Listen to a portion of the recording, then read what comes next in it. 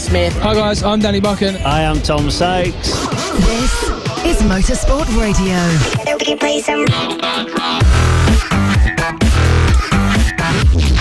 Hello and welcome. This is the Superbike Show. My name is Lester. Welcome.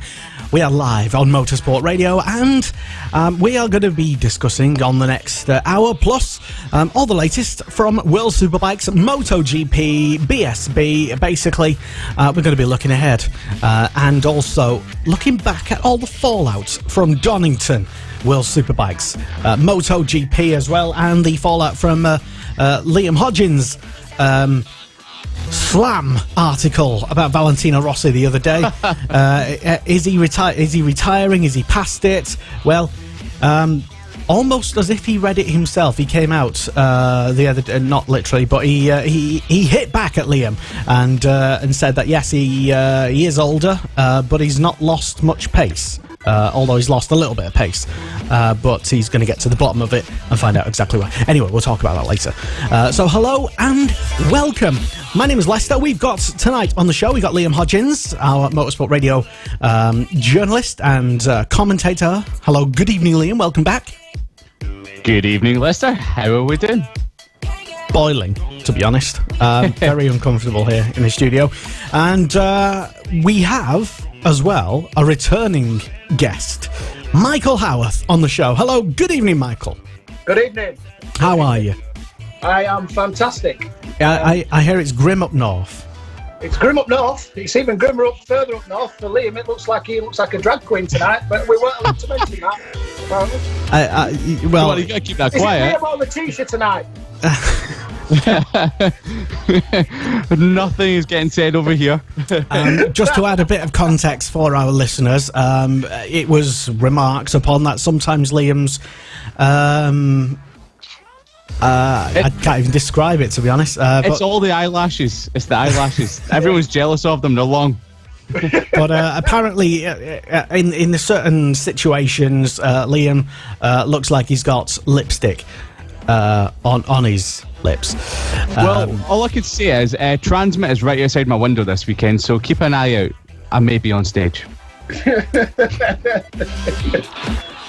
Anyway, moving on. Indeed. So, hello and welcome. Good evening, all. If you are listening live, because we are live this evening, you can get in touch with us and send us a lovely, nice message. Doesn't have to be nice, but you can just get in touch with us and interact. We should be streaming live on Twitter at Sport Radio this evening. I will be all over that, monitoring alt messages and some such.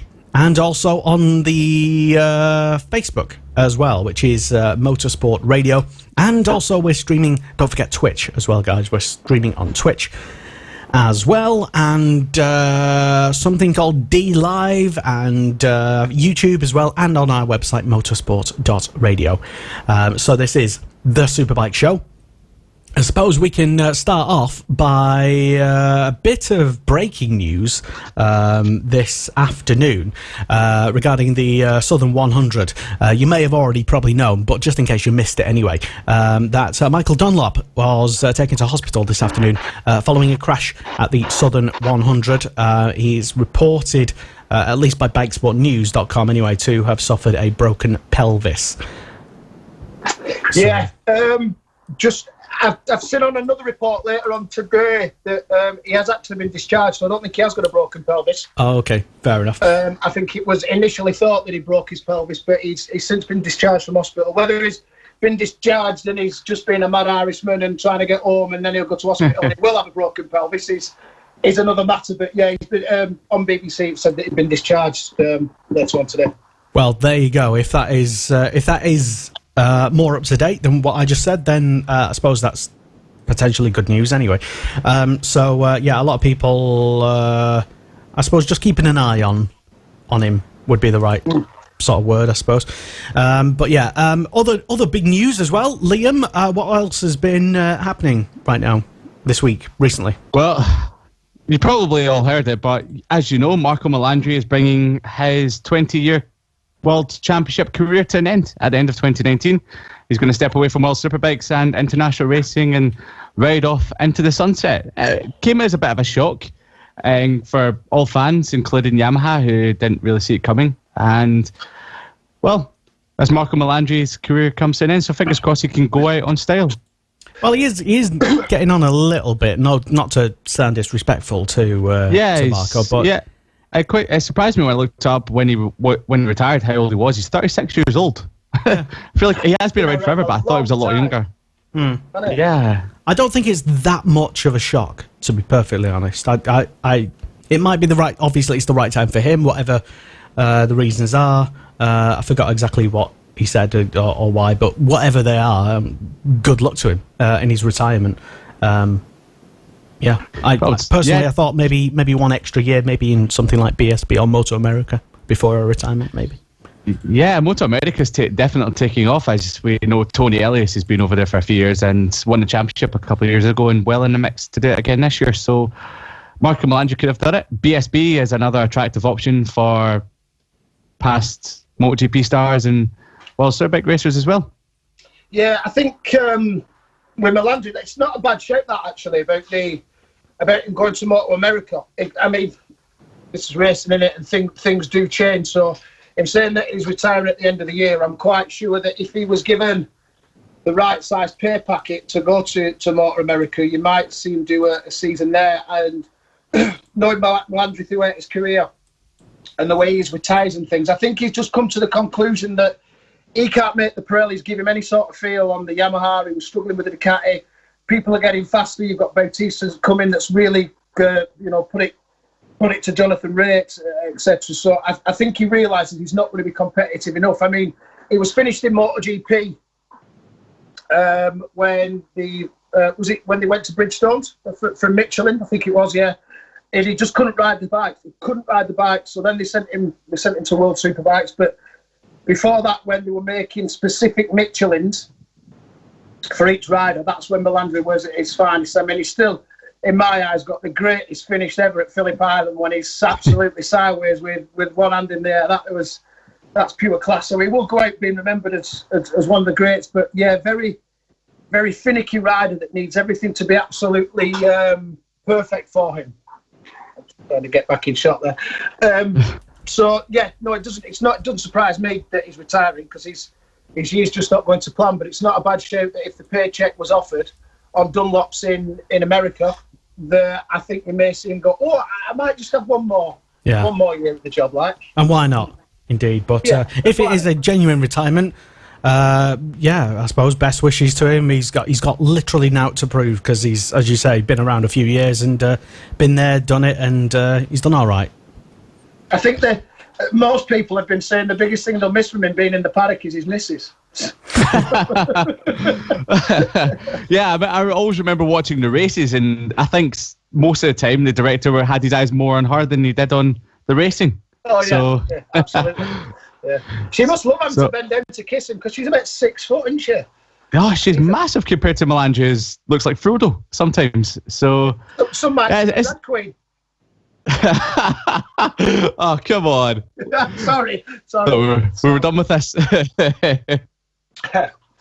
That's all good. So what else has been happening apart from shenanigans stuff? So what other news is there at the moment that's floating around that we need to know? It's been sort of talked about for a while, and it's no surprise really, but Brad Binder will be moving up to MotoGP with the Tech 3 KTM squad in 2020 alongside Miguel Oliveira. So it's quite a cool wee partnership because they've been together for a number of years. They were teammates in Moto3, they were teammates in Moto2, both won races in the KTM Moto2 last year, and now they're going to be together in the Tech 3 KTM squad, which means that Hafid Shirin will be looking for a ride back in Moto2 next year, possibly with the Petronas team. I'm not speculating anything just yet. More grid spots out there. They're looking for another grid spot, and I think basically with the amount of money that Petronas are throwing in, Saffin's guaranteed a ride in one team within Moto2. They will want him there 100% because of the Sepang circuit connection and everything else. So he will be there, like you say, but probably with the Petronas team. Yeah, it's a fair shout. Maybe John McPhee. Well, yeah, John McPhee is looking to get into that seat, but then again, Powie's got a 3-year contract, so there's only one space available, and Moto2 is going to move down to 28 bikes next year, so maybe they might not get a spot, but fingers crossed they do. So Shiren looks like he's in for a good shout of that squad. John McPhee as well. So, but it's great for Brad Binder. I'm very happy to see him in MotoGP. I feel like it's been a long time coming because he is pushing that KTM further than it should be at the moment because it's just been absolutely nowhere in Moto2 this year. Yeah, that chassis is terrible, and he rode so well at the weekend. But saying that, it wasn't the only KTM that seemed to work this weekend as well at Sachsenring. It seemed to, for all its faults that it's got with chatter and struggling with the front end of the KTM, the Sachsenring did seem to suit it, being anti-clockwise. So, maybe they need to bend the frame the other way for that. You never know. But yeah, Brad Binder definitely deserves his chance. I think in the next season and the season after that, I think you're going to see the KTM come on quite strongly. He's having a very lean year this year because they've only got one rider that can do anything with it, which is Paul. It was always going to take a season for Poncherel's team to understand the way that KTM work, the way the bike works, the way that the whole thing works there. So they'll be getting their input into it with Guy Coulon and such. I think that next year's KTM will shock a few people. I think it won't just be a one-off result that you see happening like the end of last year. I think that bike will be a much better package next year. So Brad Binder's coming to it at the right time, I feel. Sounds like you know something we don't. No, I completely agree. I think the KTM will come on leaps and bounds next year. Paul Espargaro's doing amazing things with it, putting it in Q2 constantly, pulling at some. I think he was top 10 in the championship at the moment, or he might have just slipped down. Yeah, top 10, but he is pulling some outstanding performances on a KTM. And once Miguel Oliveira has a season under his belt, maybe Johan Zarco as well, and Brad Binder next year, that those four are going to be pushing that bike so far along. Yeah, I mean, you may also think that they were maybe a little bit quick to get rid of Bradley Smith because his results weren't showing what Bradley was doing for the team, and I think Bradley's development work helps an awful lot. And now it's all on Paul Espargaro's shoulders, who's he can do one lap very fast, and he can get into Q2 and do well. And yes, he is actually finishing races this year, which has been one of his downfalls beforehand. But Zarco's struggling with that bike so badly that, I can understand why KTM wanted him because he looked like the complete real deal on the Yamaha, but maybe they might be suffering this year a little bit from getting rid of Bradley Smith just that 1 year too soon. But like I say, I think next year you're going to see a different bike and a much stronger package. Yeah, good point you make about Bradley Smith, because ever since he's jumped over to develop the Aprilia seems to be coming on a little bit more. Look at the weekend, Alicia Espargaro was all over the back of Valentino Rossi all race until he crashed out in the last couple of laps. So the Aprilia's coming on a little bit. So Bradley Smith, he's a very underrated development rider. He's fantastic in that sense. Yeah. I mean, even Iannone did. Was it Sachsenring? Iannone showed signs of his former self this last weekend. No, he was 8 seconds off Espargaro until Espargaro crashed out of the race. It was a couple of rounds ago that he started showing signs of his former self, but yeah. That's how long it is since we've been on, isn't it? Yeah, he was in one of the sessions, wasn't he? We were following Marquez, and Marquez weren't getting away, but then obviously he had some modelling to go and do, so he's 8-10 seconds off, which is a shame. Yeah, me and him are drag queening together. I wouldn't. To be honest, Michael, you've got no room to talk when it comes to slagging people off and for being vain. Anyway, I'm 40 years old and I've got a six pack. It's getting shown off. All right. One quick scroll of Michael Howarth's Facebook account will see. God knows what, and I don't even know what limb that was. I saw the other day. It might have been a leg or anyway. But a well-toned. Oh, you were comparing scars with someone. About something. Yeah. I got my shark bite. Then I made my hip replacement and my femur breaking scars. Yeah, quite good. And people do believe that it's a shark bite. It looks that much like it. I'm sure you'll find the picture and put it up, Lester. We might have lost that picture, I'm afraid. On social media, I don't mind at all. I mean, where I this is going completely off bikes, but where I live, the railway's right next to it, and I'm constantly in the buff walking round, and the train just look through the Velux windows, and there's a naked Yorkshire bloke walking round. Yeah, well, anyway, no comment. Speaking of naked Yorkshire blokes, let's go to World Superbikes and get on to Tom Sykes, shall we? Blimey, yes. You've got Moto 3 and Valentino Rossi to do yet, haven't you? Sorry. Well, we will get on to talking about everything, I suppose. But there was the Moto E race, Liam. Success? I would say so. The racing was good in it, and well, the 5-lap sprint really wasn't really much of a race, but there was Nicky Tully, Bradley Smith, Mike D'Amelio, Hector Garzo all fighting out for the win. Watching Seti Gibernal ride around at 46 years old was an absolute pleasure to watch, because I used to be such a fan of his back in the day. And yeah, it was a success. It's his first race, so can't read too much into it, but the biggest criticism coming from it is the bike's racing on a track that doesn't have too much runoff. The bikes weigh, 260 kilos, which is way more than a MotoGP bike. They're 160 brake horsepower. So basically them going into a barrier will just destroy the air fence, which it did do at turn 9 at Saxon Ring. So that's basically the biggest criticism so far, apart from all the electric puns and everything that are going about. I'm sure that we don't need to get into it. We could say the race was electrifying. Okay, maybe the most shocking moments are coming up. You got any, Michael? Any? No, I'm staying right out of this country. Right out of it. But it was a much better race than I expected, and watching them smoking and lighting the rear tyre up was something else. Yeah. Because I think there's a perception that people think that these things are slow, but they're not. They are heavy, but they're not exactly slow. What are they, about 8 seconds off a Moto 2 time or something like that? They're which is your average track day lad is never ever going to get anywhere near that. So yeah, they're quick enough, and the noise thing didn't detract too much, because Keith Ewan can certainly talk a glass eye to sleep, so you weren't really bothered about there being no noise. Yeah, and the Sax, I know what you're saying about the runoff, but there's not a lot of runoff at Saxon Ring. You got somewhere like Silverstone, and they can crash wherever they want, and they're not going to touch a barrier. So it's unfortunate, and that the race got stopped, but there were only 3 laps to go, and if Bradley Smith at his age now would have been happy for it to have been finished after 5 laps, so that he could get up podium, because he'd have probably run out of steam. He's not that old, is he, Bradley Smith? He's what, 28, 29? Still younger than... He done it.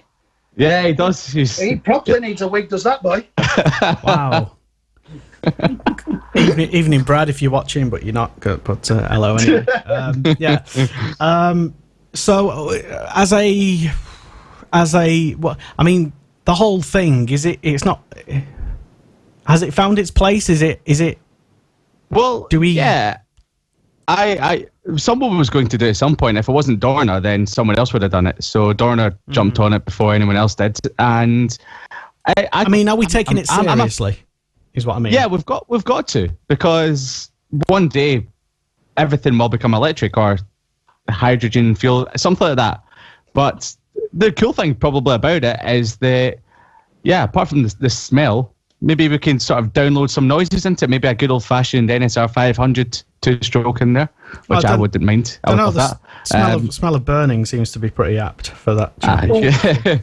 Well, maybe what we can do is, if someone gets too close to you as a weaponry, maybe you could just hit out some steam and it could smell like a good old-fashioned two-stroke engine. Let us know. I wonder if they are even contemplating, or whether Don will do it just as a joke, because it keeps getting banded around about this. Let's put a noise on the bike so they can sound like your favourite bike, like you say, like an old SR 500 or V4 from today. I wonder if Don will do it just to, just for the crack. I'm pretty sure they're not going to do it in a race, but it wouldn't surprise me if someone from Dorna doesn't actually do it. Well, they did a similar thing with when the current hybrid F1 cars, well, not the current ones, but a couple of years ago, someone came up with the ludicrous idea of putting like a trumpet out of the exhaust to make them sound louder. And they tried it, and they did it. They did. You're right. They they made them test them, didn't they? Because they were so quiet and just so flat sounding that they were trying to get different exhaust notes to make them sound louder and better, didn't they? Yeah, I remember reading that. And it was a disaster. It was the most ridiculous looking thing I've ever seen in a race car. And that's saying something. But yeah, I like the commentary on BT Sport when they were talking about this noise thing, and I think it was Neil Haunted turned around to Keith Ewan and went, "You would just get a sound of your own voice, wouldn't you?" It was like we dig and I like that, so it was quite good. Just like to say, by the way, hello to everybody who's tuned in live for however long. A big hello to Mr. Ben Curry, tuned in at some point, probably still watching. Hello. Good evening, Ben. And hello to Kim Hollings and to Zach Curtis as well, who says, Howie, looking pleased to be there. And why not? Why wouldn't you? I'm always happy. I'm happy to be here, all right, yeah. Exactly. Yeah, it's just enjoying winding me up. I set my phone up to do this radio thing, so I'm actually looking up and it's still bright outside, so I'm squinting and looking. Yeah. Cheesed off, I'm not. And can we just double check that you do have like your essentials with you? You've got your pint and your food and everything. You've got a pasty and or pie. Yeah, check for the beer.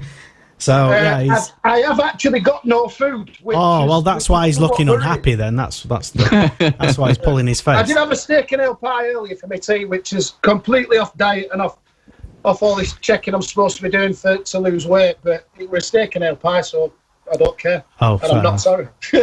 Well, can't beat it. Exactly. Well, I just wonder what the diet was. Maybe just all steak instead of steak and ale.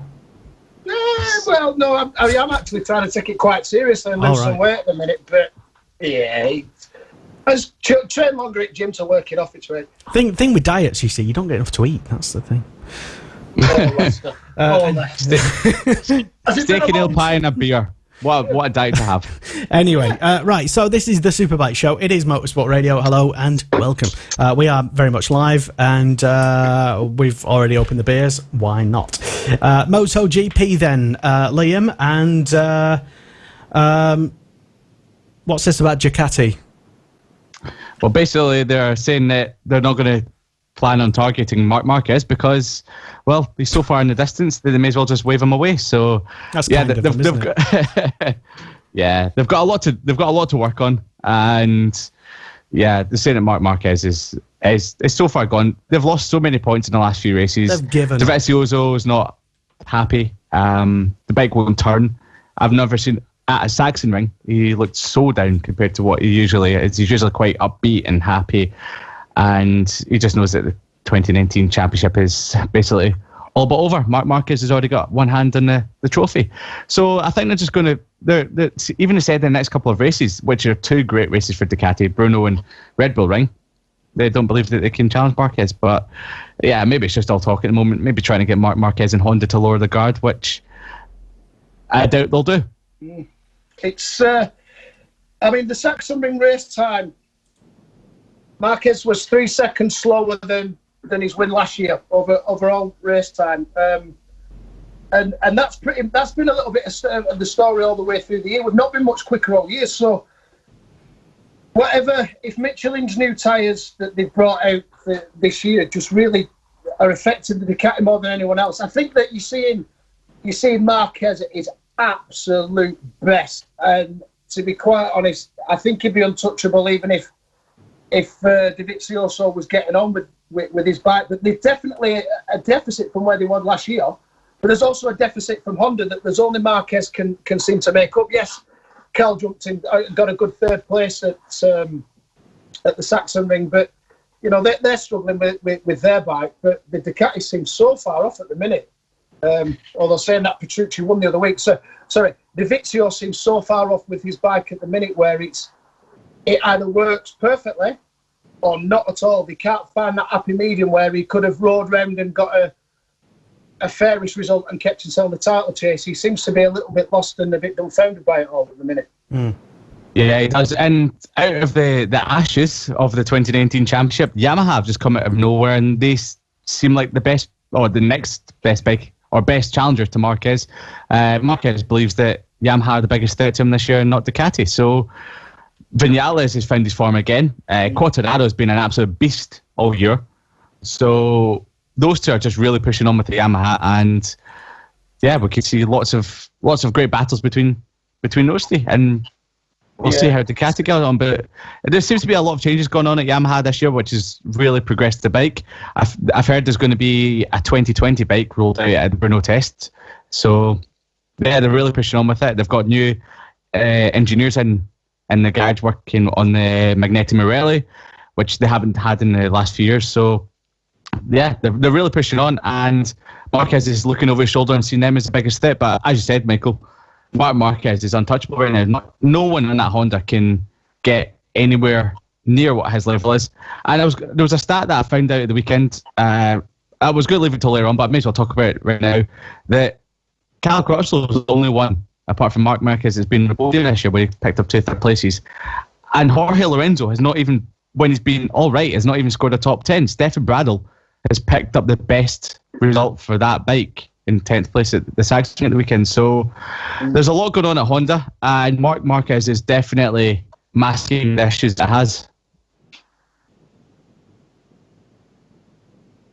Oh, Hey up, are you still there, Liam? Yeah, I'm still here. Yeah.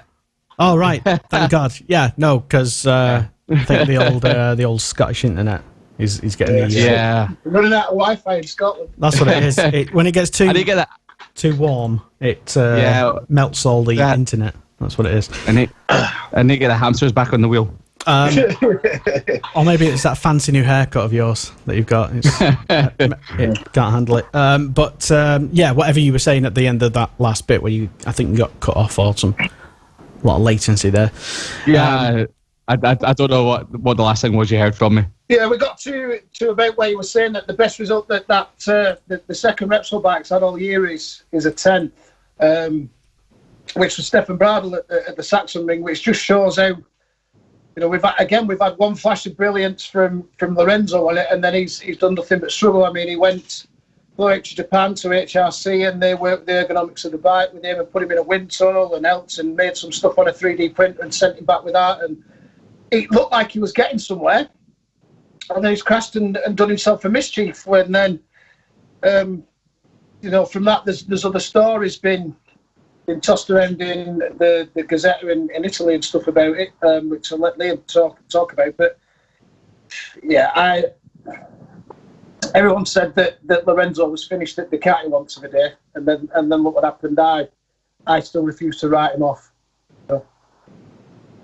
Yeah, he's one of those riders you can't write him off, because every time you do, he bounces back. I remember at the start of 2015, people were starting to write him off because he was nowhere near Rossi's pace, and then by the time they got back to Europe, he was not destroying Rossi, but he was quicker out of the two. Then the roam off in 2017 into 2018, came back, and he was absolutely brilliant again. So Barcelona was a good indication of what he can do on that bike when he's happy with it. And you know what? It's great watching Lorenzo at the start of races, because he is a fighter and he'll come through the field. But as you mentioned, the Gazzetta dello Sport in Italy has brought out an article on Sunday morning saying that Lorenzo will retire at the end of the season. Probably just some more nonsense headlines coming out of Italy, which does happen quite a lot. And they're saying that Nakagami will move to Repsol next year, and that will allow Alex Marquez to move into LCR before what's getting spouted around is maybe him going off to Repsol in 2021. Yeah, there was something being banded around at the weekend about him, actually, Lorenzo talking to Ducati. But I mean, I know that there's talk of Rabat maybe moving across the World Superbikes next year. But that's the only seat that Ducati would have available, which would then mean them running a fifth factory bike, because Lorenzo's not going to run on last year's bike, is he? And nor would Ducati want him to. You wouldn't want to put him on a year-old bike, especially if it was this year's bike, which doesn't seem to work so much. So, but yeah, that was probably more stuff started off again by the Italians and the Italian press. Oh yes, he's talking to Ducati, and then they can bring out the retirement thing. But he ain't going to retire at the end of this year. If he does the second year with Honda and it's just not working, then yeah, maybe we might see the end of Lorenzo. But I just don't believe it. I can't see why. Honda will openly admit, and I think Marquez has touched on it himself, there's only Marquez can ride that bike. And that's not because Honda are making a bike for Marquez. It's just Marquez is that good. He can ride that bike. So they need to now listen to Lorenzo. They need to listen a lot more to Crutchlow, and then make a bike next year where they can have constant, like 1, 2, 3s, be it Lorenzo, Marquez in first and second place, and Nakagami fighting for thirds with Cal. That Honda do need to get to get a bike there where there's not just Marquez winning it and nobody else can do anything with it. It sounds ridiculous, but it's not really good for your brand, because like with Yamaha now, they've got Morbidelli's always kind of there. Rossi's always going to be there. You've got Quartararo, Vinales now that look like they're going to be constant top 5 finishers all year, and that's better branding for a bike than having one rider at the absolute top, because everyone's going, that's Marquez. That's not the bike. It's Marquez. So then, what are you looking at? Are you looking at the rider or the bike? And everyone's looking at the rider at the minute, not the fact that he's on a Honda as such, So then that branding works its way down to the public, and people then go buy a Yamaha because it looks more user friendly. Yeah, good point you make there, because they're looking at the brand of Honda as being not a very good bike because no one else can ride it. Exactly. So it's just, as you pointed out, it's absolutely brilliant, nailing spot on. So yeah, Honda haven't had a brilliant bike since 2014. It's just Marquez has been able to get the absolute, well, not the best out of it, but he's pushing beyond the limits. And the thing with Marquez this year is he's not really crashing, not even in practice, which is a terrifying prospect for every one of his rivals. Yeah. His FP4 crash has gone out the window, but I know we've kind of seen like records being broken in qualifying and stuff, but in the actual race and FP4, Marquez is not having to find the limit of the bike because other people are struggling. And like I say, but if Marquez wasn't there this year on the Honda would be nowhere. You'd have Crutchlow with his head in his hands like Dovizioso, and you get an odd result, and the Yamahas would be walking away with the championship now between them. But an interesting thing is that Marquez now sees Yamaha as his main threat. Now Rossi's not the lead Yamaha in the championship. Do you think that was a little bit of a dig? That's a good point. Yeah, it could be, because you know exactly. As soon as Vinales starts creeping up, Marquez starts playing the mind games with him, and that's really what got inside Vinales' head over the last couple of years, was that, because you did notice that Marquez started following Vinales round through qualifying, and as he went into the pits, he just sped past him, stuck his foot out or something like that to acknowledge him. Yeah, there's a bit of games going on there. He knows that Vinales is going to be a strong rival, and he did come out at the end of last year and say, Vinales, there's nothing. When he changed his number from 25 to 12, he went, there's nothing wrong there. It's just sort of in your head type thing. So, it's probably getting back to that Vinales is now the top Yamaha. He's sort of coming out and saying that Yamaha is the best bike, and he's probably trying to play mind games with Rossi as well. Yeah, absolutely. Yeah, we've got to touch on the Rossi thing, that he's really struggling. That is this coming from your thing where you were on about the age thing, and is he too old now and is he time that he's retired and stuff? So if you lead in with that, then I'll come back and throw it on his face. Well, yeah, I mean, he did say. I mean, what was it like at a press conference or something, Liam? What did he say? He's basically not blaming his ripe old age of 81 or whatever it is for his slow pace, saying he was old last year and now he's only a tiny bit older, but blah blah blah. As you said, Michael, he's definitely struggling. But Liam, what did he actually say? And when I heard the comments, anyway, I thought, I'm not sure if I believe him. But anyway, tell us what he came out with. Well, yeah, basically just what you touched upon there, Lester. He said that, I was old last year and I'm a little bit older this year, but he said also 5 years ago I was already old, but sincerely, I don't feel in my mind that I've given up, or that I'm not concentrated, or that I don't have enough motivation to arrive at race weekends.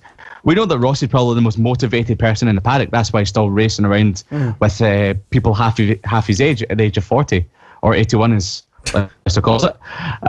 So he's definitely struggling. Now, it sort of ties in with my article last week, which everyone... Which everybody didn't read and just slagged you off for. Yeah, slagged me off. The headline was, should Rossi hang up his helmet? And then basically at the end of it, I said, well, who are we to tell him to retire if he still feels like he can challenge his youngsters, committed every weekend? And yeah, it was quite good fun. But no, he has struggled.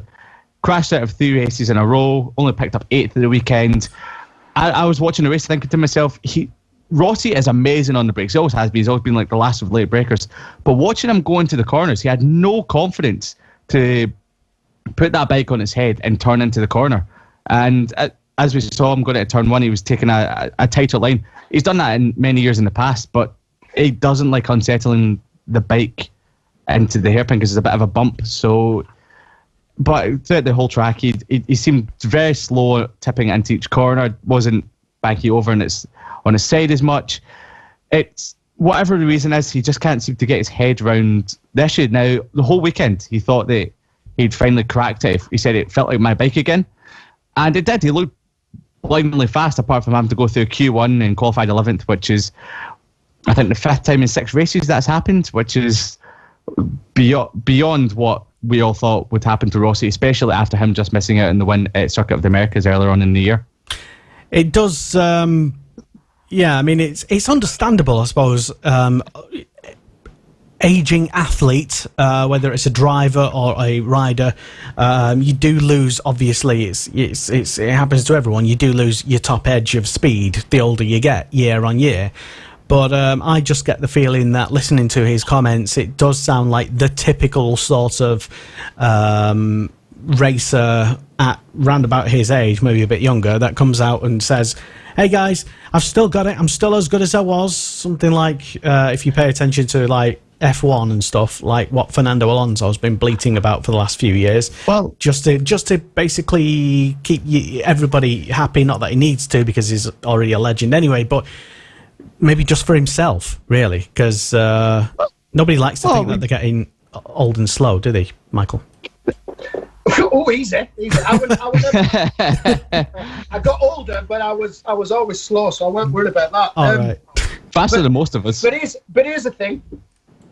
In 2 of the 3 races that Rossi fell off at, who was the fastest rider on track before he fell off? Oh, I know this one. Rossi? There you go. Second place at the Circuit of Americas. Now, I'm not contradicting myself here, but I can't find the right words. But when he let Rins past in that race, I was one of the people, especially from the first round at Qatar where he finished 4th. I thought, Rossi's actually thinking properly about a title win this year. Instead of going straight back at Rins and trying to win the race at Circuit of Americas, I thought, he's playing the long game here, Rossi. I think he's got a lot more. It must be bloody very long. Lester, let me finish. Let me keep going on. And I think instead of him playing the long game and us thinking that he was going for a championship, I think it was just all he had. I don't think he had an answer for Rins at the Circuit of Americas, which is very telling in what we're saying about Rossi. Is he getting too old? I don't personally believe that. I don't think that kind of... The drop-off from being as fast as he was last year to as fast as he is this year, where he's definitely a bike issue, but what is the issue with the bike? What has changed so much this year with the tyres and stuff that Dovizioso's struggling so much, that Rossi's struggling so much? Vinales seems to have found something in the bike and he's back on form. Ignore what Quattararo's doing because he's on the greatest tyres he's ever rode on, the greatest bike he's ever rode on, because it's the first MotoGP bike he's ever rode on. And we all know if you're good at the first MotoGP bike that you ride, if it's a Yamaha, chances are you're going to go well. If you've been selected for MotoGP, you're going to be good. I mean, it even made Daffy Sayarin look good, let's be honest. Which is not, I'm not taking anything away from him, but you put him on the KTM and look at what he's doing now. Do you know what I mean? It's proven that the Yamaha is the easiest bike to ride in MotoGP as your first bike. So Is Rossi finished? Again, Rossi has a contract until the end of next year. And there are no two ways about it that Rossi will not retire at the end of this year, and he will not give up. And there's already talk of a 1-year extension. Now, if Rossi's talking about a 1-year extension on the contract that's existing now, it goes back to like the KTM thing. What does he know that's coming for next year? Don't expect some miracle bike to come out at Bruno, because that would be that'd be them shooting the opposition a chance to find out what the new bike's going to be like. But if Yamaha sat down and said to Rossi, listen, we're basically going to, this year is a rebuilding year for the team, which it has been. They brought different personnel, like you said, Liam, and new Magnetic Morelli guys from World Superbikes, etc. If Rossi believes that the next 2 years could be a real turning point for the Yamaha, I think you'll see a year extension. And I don't think we've seen the best of what Rossi is capable of in his latter years of racing. I think he'll retire in a higher position than he will finish this year. So maybe next year then, is what you're saying. He's still a race winner. He can still win races, absolutely. And I've got no doubt about that. As many people in the paddock still believe you can win races. Putting in a title challenge year on year against the likes of Marc Marquez, who is still only 26 and will only get better over the next few years, is highly unlikely. I'm not going to say impossible, but highly unlikely. You got Quartararo making a charge as well. The championship at the moment, and it's Marquez's to lose. It's not anyone's to win. Let's be honest. Yeah, but even next year, it'll be tough for him to continue on a title challenge. Now, an interesting comment I read, and I quoted it in the article, was from his manager, Carlo Pernat, he's manager from the 90s, who signed him up to Aprilia, that he believes that Rossi isn't the issue, Yamaha isn't the issue, but his team is the issue. Now, it's quite an interesting comment he made, because remember when Rossi dumped Jeremy Burgess at the end of 2013, 2014, brought in a new crew chief, Salvador Galbacera. It transformed him. Again, he was a new rider. He was second in the championship. We had the beating of Lorenzo. Now, maybe they're right. Maybe he needs some new young blood in that team to bring in some fresh ideas. Maybe it's just all same at the moment, and there's nothing new coming in, nothing that's revolutionary as an idea to just go, you know what, let's try this. This might transform the bike. It could be a thought, but maybe he's onto something there. I agree. Change as good as the rest. He is running out of time, though. We're all running out of time, Lester. We're all running out of time. That's all I'm saying. For those who didn't quite read all of Liam's article last week, check out the website motorsport.radio, and you might like to know it's not all entirely biased, just by the fact that if you can just look over Liam's shoulder, for those who are tuned in visually, you might be able to just see a little poster on the wall of... That's Jorge Lorenzo from 2016. Where's it? What? Go on. Well, no, I was going to say it's actually a MotoGP one. Oh, there's different riders. I thought you were talking about that scary clown over my other shoulder. Oh, that. Okay. My girlfriend put up. Oh, fair enough. Terrifies me every single night. Well, where's your Rossi poster gone then? Did I tell you to take it down? I never had a Rossi poster. What are you talking about? Someone had a Rossi poster. I don't know. Whatever. It's not me anyway. But anyway, I don't have any posters. Right. So this is the Superbike Show, and yes, we are definitely talking MotoGP, but not exclusively, because we will talk about some Superbikes a bit later, and all the stuff that happened at Donington at the weekend, including some rumoured higher than normal attendance figures coming out of wherever they come out of, I guess the official channels. It's unconfirmed at the moment, but we'll get to that later. Have we got any other MotoGP news? Because I'm just cautious about the time.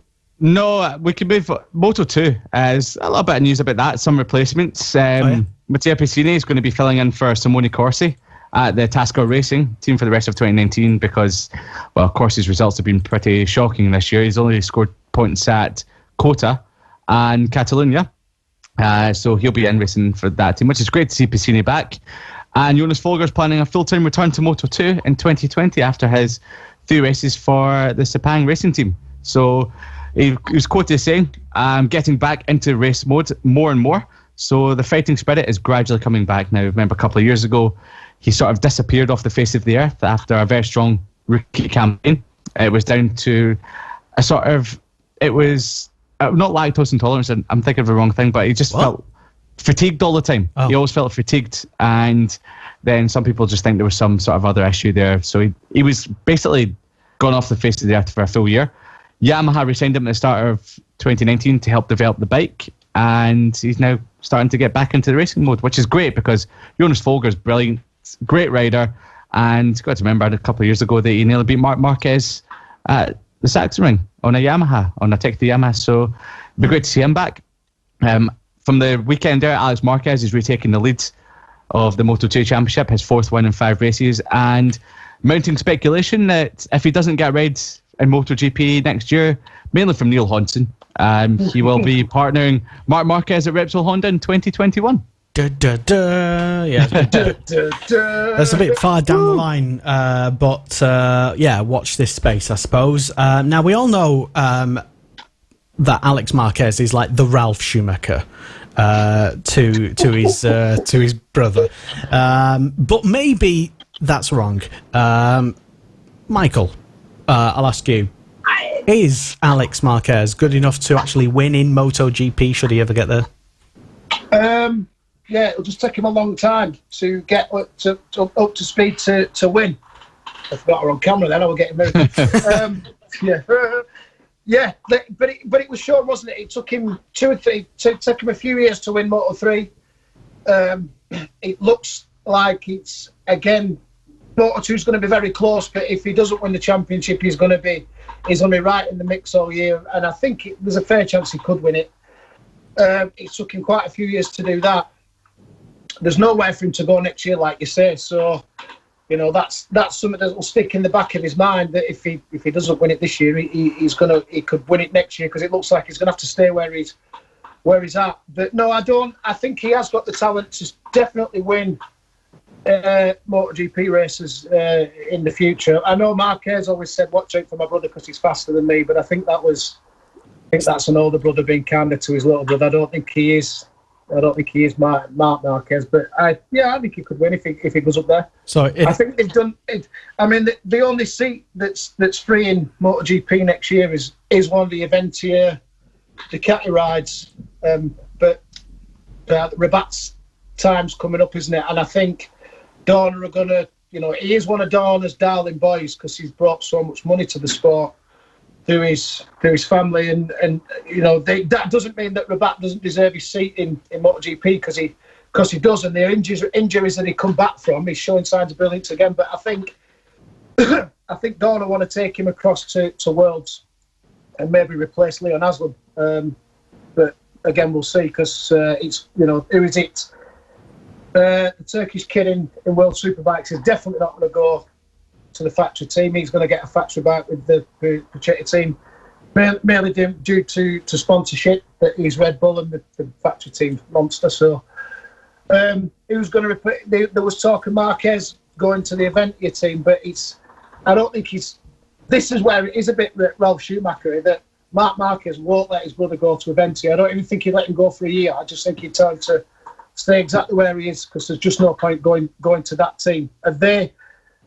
Aventia now apparently have had quite a big cash injection, so they want a rider that's capable of performing and producing results next year. So Marquez's brother isn't going to take money to a team. He's going to be a rider that gets paid. So you have to look and think, who are they going to get that's going to bring a lot of money to the team, that's going to give them results. And I'm not really sure which one of the Moto2 riders will be. Maybe you can, or Lester can think of someone. I can't think of them off the top of my head, but that's where eventually we'll be looking for next year. Interesting. Liam, if it does ever happen, and Alex does get to MotoGP, maybe one day, years down the line, he ends up on a good bike, maybe, and he's got a chance to even challenge Mark. God forbid. But is he good enough to ever beat Marc Marquez? Maybe if Marx gets to like Rossi's age and he can I don't know. I don't know. Is Alex Is he good enough? That's what I'm asking. Oh, he's absolutely good enough. I've probably been one of the supporters of Alex Marquez ever since he came into World Championship racing. I thought he was good. I didn't agree with all the hate he got. I get it, because people think he's just come in because he's Marc Marquez's brother, and so it's understandable. A bit like some other riders and drivers in other sports have come in, and they're never as good as their sibling. Ralph. But Alex Marquez, I believe is will be one of the, I wouldn't say best riders, but I'd say challenging riders in the next 10 years to go for maybe a couple of titles. The only way I think he'd beat Marc Marquez is if Marc Marquez is retiring soon or the injuries get the best of him, because even though he's not crashed so much this year, some of those injuries have definitely got to come back and haunt him and eventually start taking his toll on his body. Because Alex Marquez, he does crash, but he doesn't crash as often as Marc has ever crashed, and he doesn't really do himself as much damage as Marc Marquez has done in the past. Okay. So just echoing what Michael said, yeah, he's taken a long time to win the Moto2, but the biggest difference this year is they've gone away from the Honda to the Triumph engine, and people are saying if you can ride that well, then you're already halfway to MotoGP, because it works better than the Honda did when it comes comparing it to MotoGP. So some riders don't do too well in Moto2. Some of them thrive in MotoGP. Look at Nakagami, I'll use him for example. Got some podiums, got a race win. Wasn't really there all that often in Moto2, but as soon as he went to MotoGP, he seemed to gel with it a lot better. Alex Marquez might be one of those riders. Remy Gardner's another one, where his dad, Wayne Gardner, kept saying, 1987 500cc world champion, that get Remy on a bigger bike with more power and he'll do a lot better. And we've seen him get a podium this year, pole position. So Alex Marquez looks like he's one of those riders, and I argue the point that he could have probably won the last 6 races at Jerez. His race pace looked outstanding, but then he got involved with that crash at the start and then had to start from the pit lane. And then are you a fan? It looked like no, I'm not a fan. I just like him. It just sounds like he's sticking up for him, like the extra step. That's all. It's just like, oh, he should have won this and he could have won that, and if he wasn't for everyone else on track. I always like to stick up for the little guy. Okay. I'm always a supporter of an underdog. So yeah, it's good to see him do well. At the front of the championship. I've always wanted to see underdog at the front of the championship. I've always wanted to see him get to MotoGP and challenge Marc Marquez, obviously. I've always wanted to see that, just see what it would be like, just to see them both go at it in the same team and everything. Underwhelming, I would imagine. Well, it can't be any less underwhelming than Jorge Lorenzo versus Marc Marquez. Wow. Sorry. Anyway, I'm just here to stir stuff up. Shall we move on? Because we've got not much groundbreaking Moto3 news, but what is there? What's the word on the street? Dalla Porta becomes the 8th different winner of the season and retakes the championship lead by 2 points. Can I just jump quickly back to Moto2 for 1 second? Oh yeah, go on. The Moto3. The Calex are taking MV Augusta to court for copying their fairings. They're saying that there's the tiniest difference on the front on the nose cone, and the rest of the fairings are exactly the same. So they're taking them to court, which will probably become very subsequential at the end of the year, because I think the MV team's going. I don't think that team will exit because of the grid, the small of the grid. It's rumoured that the forward team will be the first to go, but yeah, they're getting taken to court. Sorry, back to Moto3. I just wanted to chuck that in. Well, I didn't know that, so thanks for letting me know. And watch this space, I suppose, for cheeky drink there for Mr. Arthur. Why not? And so whatever comes of that, we'll keep you up to date on the Superbike show. Well, Liam will anyway. Moto3. You were saying about old what was it, Dalla Porta? What about him? Dalla Porta became the 8th different winner of the season. There's been 9 races, so it's only Arbolino that's picked up 2 wins this season, and the Moto3 Championship is just looking all up in the air. I would like to point out the amazing ride that Aaron Canet produced on Sunday. He looked absolutely nowhere all weekend, and then just charged his way through to the front and doing a Romano Fenati on Fenati, just barging him out of the way at Sachs Curve. and it was great to watch. But yeah, that championship is getting very juicy. I mean, in terms of the table between Canet and Dalla Porta. So Dalla Porta's taken the championship lead for the first time in the year, and he's eventually won a race this year, which when I know I've been watching every single race this year, but I just keep forgetting he hadn't won a race because he's finished second plenty of times, but he's eventually picked up a win ahead of his teammate Ramirez. Okay, fair enough. Couple of comments before we move on to World Superbikes and a bit of BSB updates as well. Daniel Booth tuned in. Good evening, Daniel. He says, Northern Haworth, crying laughing face 3 times. And sure, why not? Good evening, Daniel. The Lickers are watching. Oh, that's a terrible comment. That's by David Price, who is tuned in watching. Good evening, David. That's one of the BLT guys, that, isn't it?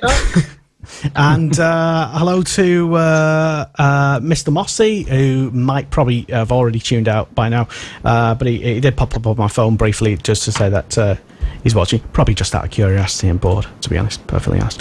And to everybody else who's tuned in, this is the Superbike Show. It is Motorsport Radio. Hello and welcome. We are currently live, unless you're listening to the podcast version or downloaded it later or tuned in which case we're not. So yes, World Superbikes at the weekend, and well, before we get onto all of the controversies that I know that at least Michael is dying to have his penneth. I didn't watch it. I don't even know what happened. Good. That's anyway. You couldn't tell that from your social media, but anyway. Attendance figures. I'm going to say these are unofficial attendance figures. So I know we sometimes like to keep an eye on stuff like this on the show. But last year's attendance figures were the World Superbike Championship at Donington Park, and I think back then MSV hadn't quite taken over the full running of the circuit, had they? I think they'd done the deal, but they hadn't officially got the keys. Am I right? I can't remember. But anyway, last year's attendance figures for the 3 days were 32,300. Okay, that's which is a lot down on 2017 and previous years. Basically, it was. But this year, it was down on last year. No, that 32,000 was last year's figure. This year's figure is reported to be unofficially 38,300.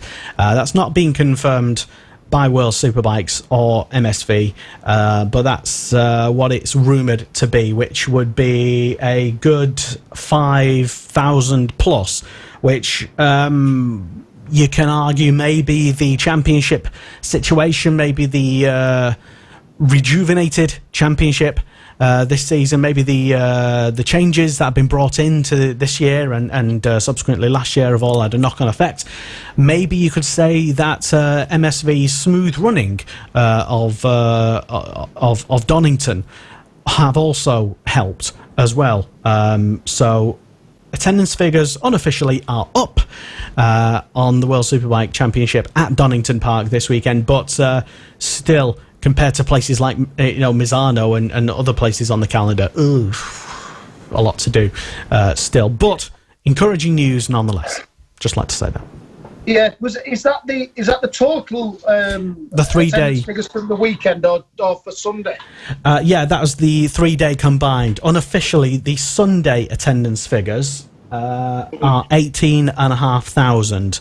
Unofficially, yeah, I think unconfirmed. That's up on last year as well, isn't it? I think it was something ridiculously low last year. Yeah, I think there was an extra. That's where the extra, I think, 5,000 came from, because last year's figure was pretty dismal, 13.8 thousand, and this year it's 18,500, apparently unconfirmed. But I think it was probably about 3 years ago, and I shouldn't get in trouble for saying this, but it's what I did, so I'm not going to lie. I went down and did added commentary with Fred for the World Superbikes, and we did the Saturday together, and it was that slow.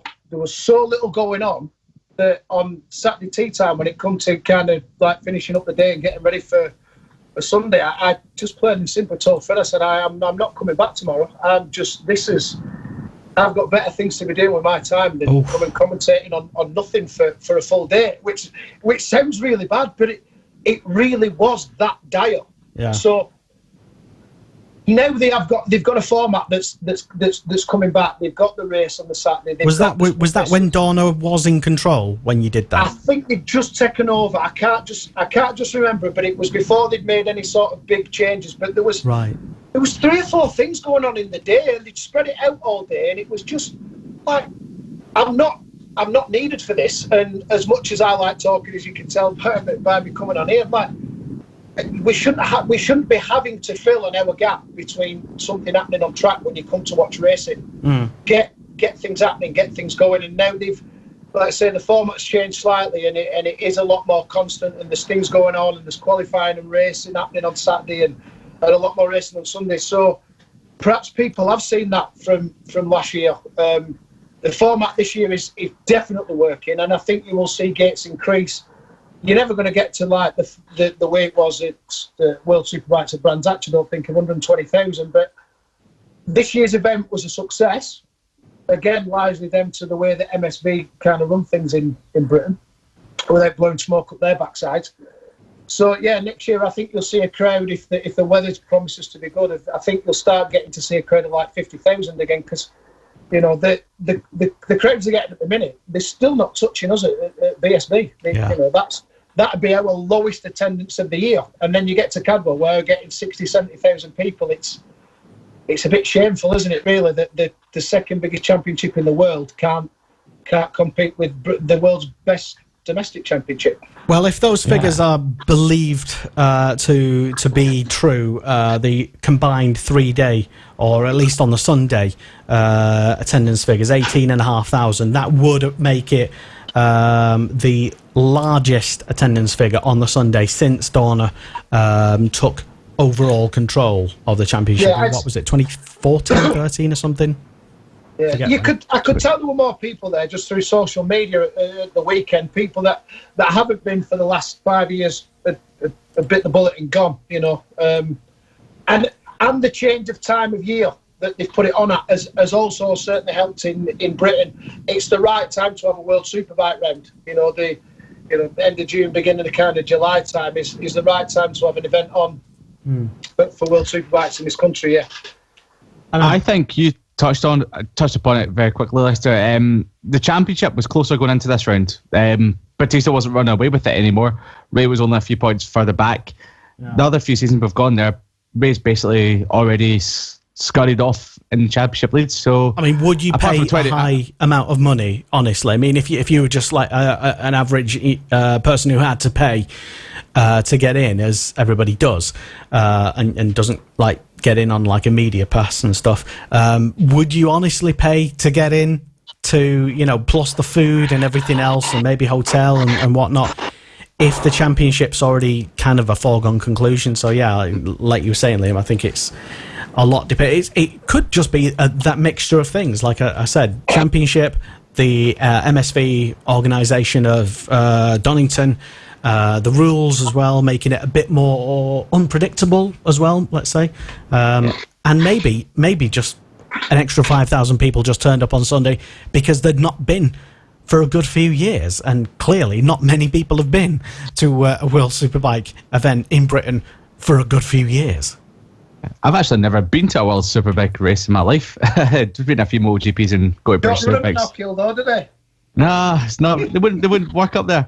See, the funny thing is about the figures, I think Knockhill were actually not too far off the figures around Donington. And Knockhill was dire all weekend. Weather was awful. But then again, you've just got a great domestic championship, as you said, Michael. So it's a building block to work on as the years progress. Dorna tried to fix the championship. MSV have taken over Donington. I believe that the access to the circuit is a lot better than it has been in the past. So they built a new entrance bit. Yeah, so maybe that's why. Maybe that's encouraging people to go as well, because you don't, if it's going to be raining on Sunday. New toilets as well, new restaurant and everything. Yeah. Well, new toilets. That's it, isn't it? Sorry, Liam, that MSV, when they're doing something to a circuit, they put it out there and let people know what they're doing. So anyone that's been to Brands Hatch know that it's better since MSV took over. Anyone that's been to Cadmore Park knows it's better since MSV took over. Like Jonathan Palmer or not, that man and his team and MSV and Stewart, they know how to sort a circuit out to make it better for the fans. They know how to put an event on, as such. I think the only other privately owned track in this country that you can kind of hold it in the same respect, it really is Knock Hill, because Knock Hill is such a it is. You know, they have their own radio team going on, and because it's a big event for Scotland, that they put a lot of effort into it, and you know that when you're going to an MSV track, things will be right and things will be decent.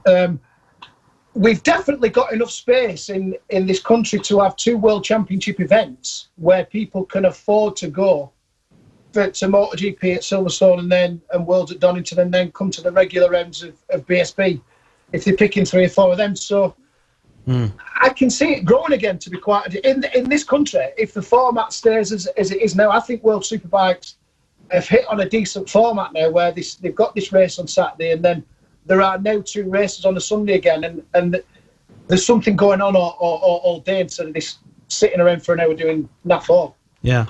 A couple of comments have come in. Hello, by the way, to Brendan Malinder, who's tuned in, listening. Hello, Brendan. And Daniel Booth, I believe, still also tuned in as well. And Peter Knight tuned in, who agrees and says basically the same thing that you said, Michael. It's still a long way short regarding the attendance figures, the unofficial attendance figures. Still a long way short of the 100,000 plus that at Brands back in the day. So, yeah, your thoughts on but I that? mean, you've got to remember that back then, when we did get 120,000 at Brands Hatch, I think are old enough to actually be there. But MotoGP was absolutely on its knees. It wasn't even. It was, you know, you were almost thinking that MotoGP was going to be a race series that was going to be gone. Almost, it was that dire until, well, like it or not, Rossi came along and kind of saved it, and then Dorna changed it to 4 strokes, so the bikes were more meaningful, and the championship opened up again. But that's why I don't think you're ever going to see the crowds that you did see back then, because World Superbikes at the time was night and day better and above MotoGP. And was it on the BBC as well back then? Oh, crikey, I would imagine so, because I didn't get Sky till last year. So I know it was definitely on Eurosport back in the day, because I've seen old YouTube videos of what was it? I forgot his name. Was it Keith? No, Keith Ewan and Gillian Ryder commentating on Sky Sports and on Eurosport. It was it started off on Sky Sports, didn't it? Yeah, and then Eurosport with Keith and Julian when they liked each other. And then when Keith came back to MotoGP, there was a bit of angst between them. And then when Julian was about to retire, they liked each other again. No comment at all. But anyway, yes, let us know what you think about the apparent bigger crowds at Donington at the weekend. Were you there? Did you enjoy it? Do you have any positives about your experience there? Maybe not necessarily. We're not necessarily looking for a whole lot of negatives. Harry, price of food, etc. They're different conversations altogether. But how was your experience? And maybe World Superbikes now is again, possibly for the future, somewhere where you can just take maybe the family to enjoy a proper day out, packed full of top racing as well. Maybe, who knows? Let us know your thoughts. We are still live this evening. It's the Superbike Show. It's Motorsport Radio. Hello and welcome. My name is Lester. We've got Liam Hodgins here and Michael Howarth, but for how long? Because he's got to nip off soon. I'm all right at the minute. You're okay. I'm all right just a bit. Yeah, but let's just get to the racing from Worlds instead of barking on about bloody attendance. Exactly, so, and it's past watershed now. It's past the watershed. Yes. Not that we ever bothered with that anyway. But there we go. Yeah, go on, Liam. We'll let you start off with one of the many controversies emerging from Donington World Superbikes at the weekend. I don't know what you're talking about. Didn't see it. No, I'm kidding on. The biggest controversy from the weekend was the Super Pole race where Peter Hickman and Outrageous. his bike blew up. Yeah, how dare you, Peter Hickman and BMW, make your bike blow up? But no, his bike blew up and everyone behind him just didn't see it in time. And it took out 6 riders. They all went down at the Melbourne Loop. Race was immediately red flagged, which was great. No qualms about it. Just straight to the red flag, get the race stopped.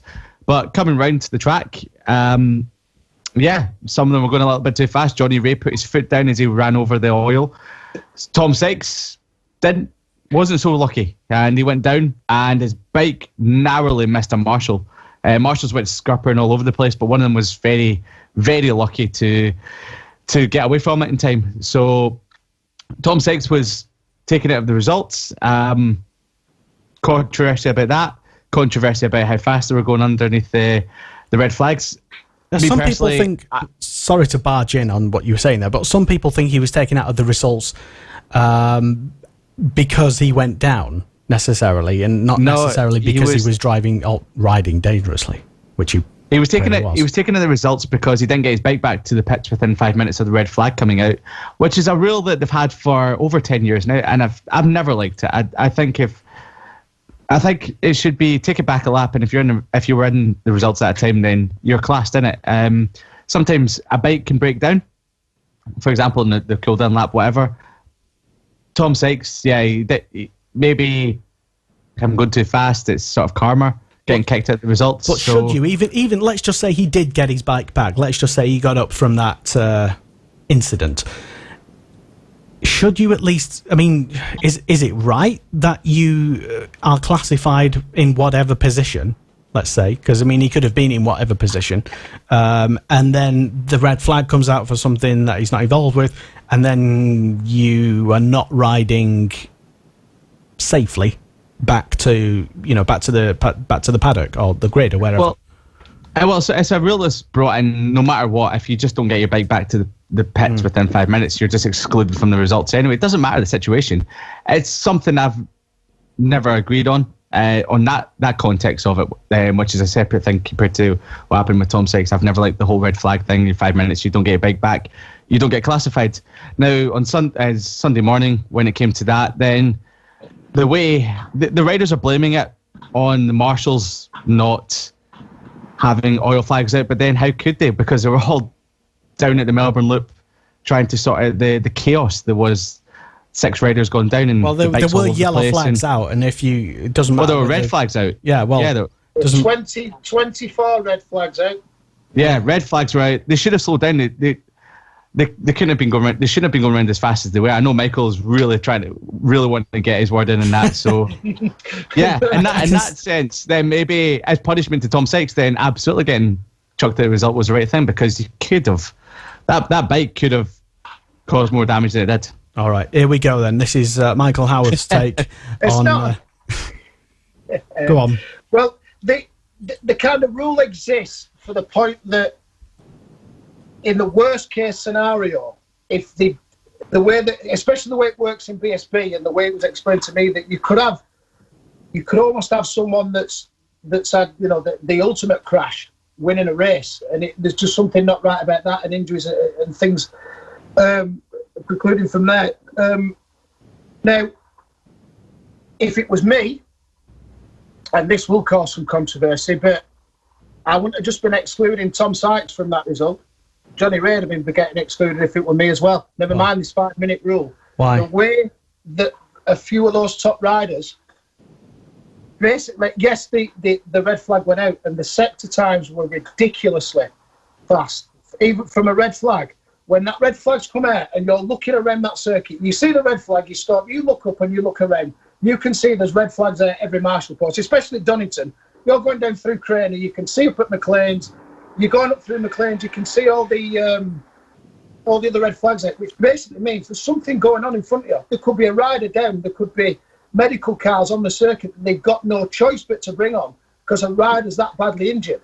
And then you come into the foggy S's and there's still red flags out and you've not hit that crash yet, and you dick about and go that fast over that blind crest where Then you pick up the marshals that are in the middle of the track. You've got a medical car on there. Tom goes down on oil because he's not concentrating, because his eye's been taken away from what he's doing, because he can see all this. Nearly took a marshal out. Johnny Ray almost went down because he was going in just as fast as Tom Sykes was. Forget about the rule of you've got 5 minutes to get your bike back. If it had been me, I'd have chastised them both. I think it shows an absolute, complete and utter lack of respect for your fellow riders and your marshals that are out there that don't get paid a bean to do anything. You should be rolling round through those sectors at no more than 30, 40 mile an hour so that you can react instantly to something that's going on. These riders have been around forever. They're well-experienced riders, and Johnny Ray's a legend. Tom Sykes is a legend. I know the kid personally, but what they were doing going around that track so fast and knowing that they've sent the red flags all the way around the lap, that they could be coming potentially into a scene of absolute pure carnage over a blind crest and still chose to go down to the Melbourne Loop like that. It's not unforgivable, because everything is forgivable, but they should have both had a right bollocking in my eyes, really. Well, I'm glad you sat on the fence on that one, Michael, for that one. It just really kind of infuriated me that people coming on and going saying Tom Sykes was robbed and he should have got the second place, and I do feel a little bit for him about this 5 minute rule that a bike must return to the pits with yourself, but it's there for a reason. It's a rule. If you make an exception to that rule, you make an exception to every other rule. So the rule is the rule. That's an end of it in my case. There shouldn't even been a conversation about it. You take it to the stewards after and you say, maybe we should change this. But it detracted from the fact of what Tom did and what Johnny Ray did, which was go into a crash scene like idiots. Do you know what I mean? Stuart Higgs has stepped up straight away. And there's, I've seen the new directive that's gone out to all the teams, and he spoke to teams at BSB, and the rule has changed. And if you get caught going through a red flag, through the sectors after a red flag now, if it's not within a certain parameter, you're in a world of you're in a world of trouble. And I totally agree with him. I absolutely agree with him. It just wasn't on. Well, it makes sense when you say it, but when you're on the bike and to maybe just play devil's advocate for 1 second, as you mentioned yourself, though, Michael, when you're going around Donington, you can pretty much see a lot of the circuit. So maybe, perhaps he saw the red flags and he was coming up to that point, and he hadn't seen anything down the line. He might have thought that it was for something further behind him, maybe, I don't know. That's fine, because like you say, you can see a lot of the track, so that's cool. If you're going down through Craner Curves and you see all the way up through, on the Starkeys Bridge and through Swanson and to McLean's, that there's nothing there, and the race has been red flagged, and you know that you've just won the race, then fine, pull your wheelies and do your things. But the point that annoys me is that they couldn't see over the crest at the Melbourne Loop. So that's when, they come down the back straight, then they've done up straight. They know there's nothing there because they can see it clearly. Pull a wheelie, wave to the fans. But when you get to the point where you cannot see what's in front of you, slow down. Properly slow down. More so for the fact that they could have done themselves a big mischief and miss race too. If I'd have been the team boss, they'd have got bollockings off me for that reason. You could have fallen off then and broke your leg, broke your arm, and then where are we? Yeah. It just seemed a bit weird. I didn't get it. And I suppose, go on, Liam. Sorry, Les. The thing that also got me was that they were on the racing line as well, going down to the Melbourne Loop as well. They weren't over in the middle of the track, so they were right on the oil. But surely they could have seen the oil. Because anyone's been on a bike or been on the road or in a car, and you can see oil in front of you. And that also surprised me, that one. Yeah, but again, because you're coming over that blind crest, and if you go on as fast as they were, you're into it so quick that you can't make that decision to kind of change. Ryan Stafford, stop messaging me. Just keep saying.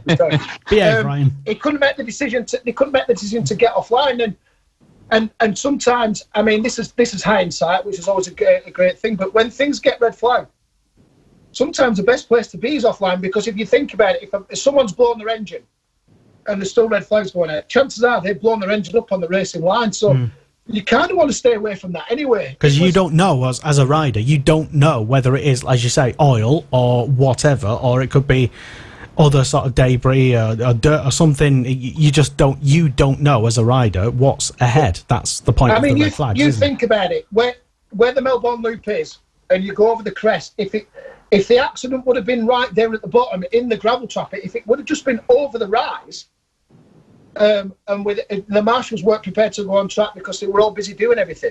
If it had been just over the rise and they stayed on the racing line, what happens if there'd have been a car there then? Or a rider down on track and stuff? This is why it's so imperative that you do adhere to that red flag and slow down if you cannot see what's going on. And they just didn't. And everyone, even Jamie Whittam said on TV that they were still charging on. And it's just odd.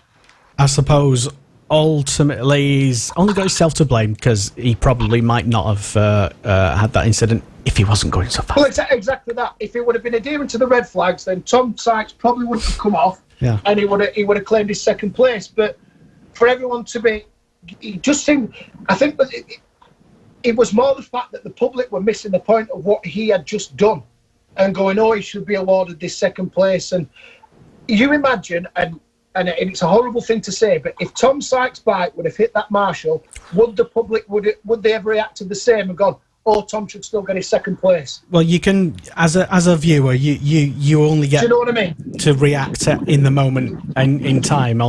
We've all done it. Yeah, I'm sure. Yeah. I know. I know you've done it, Michael. I've certainly done it.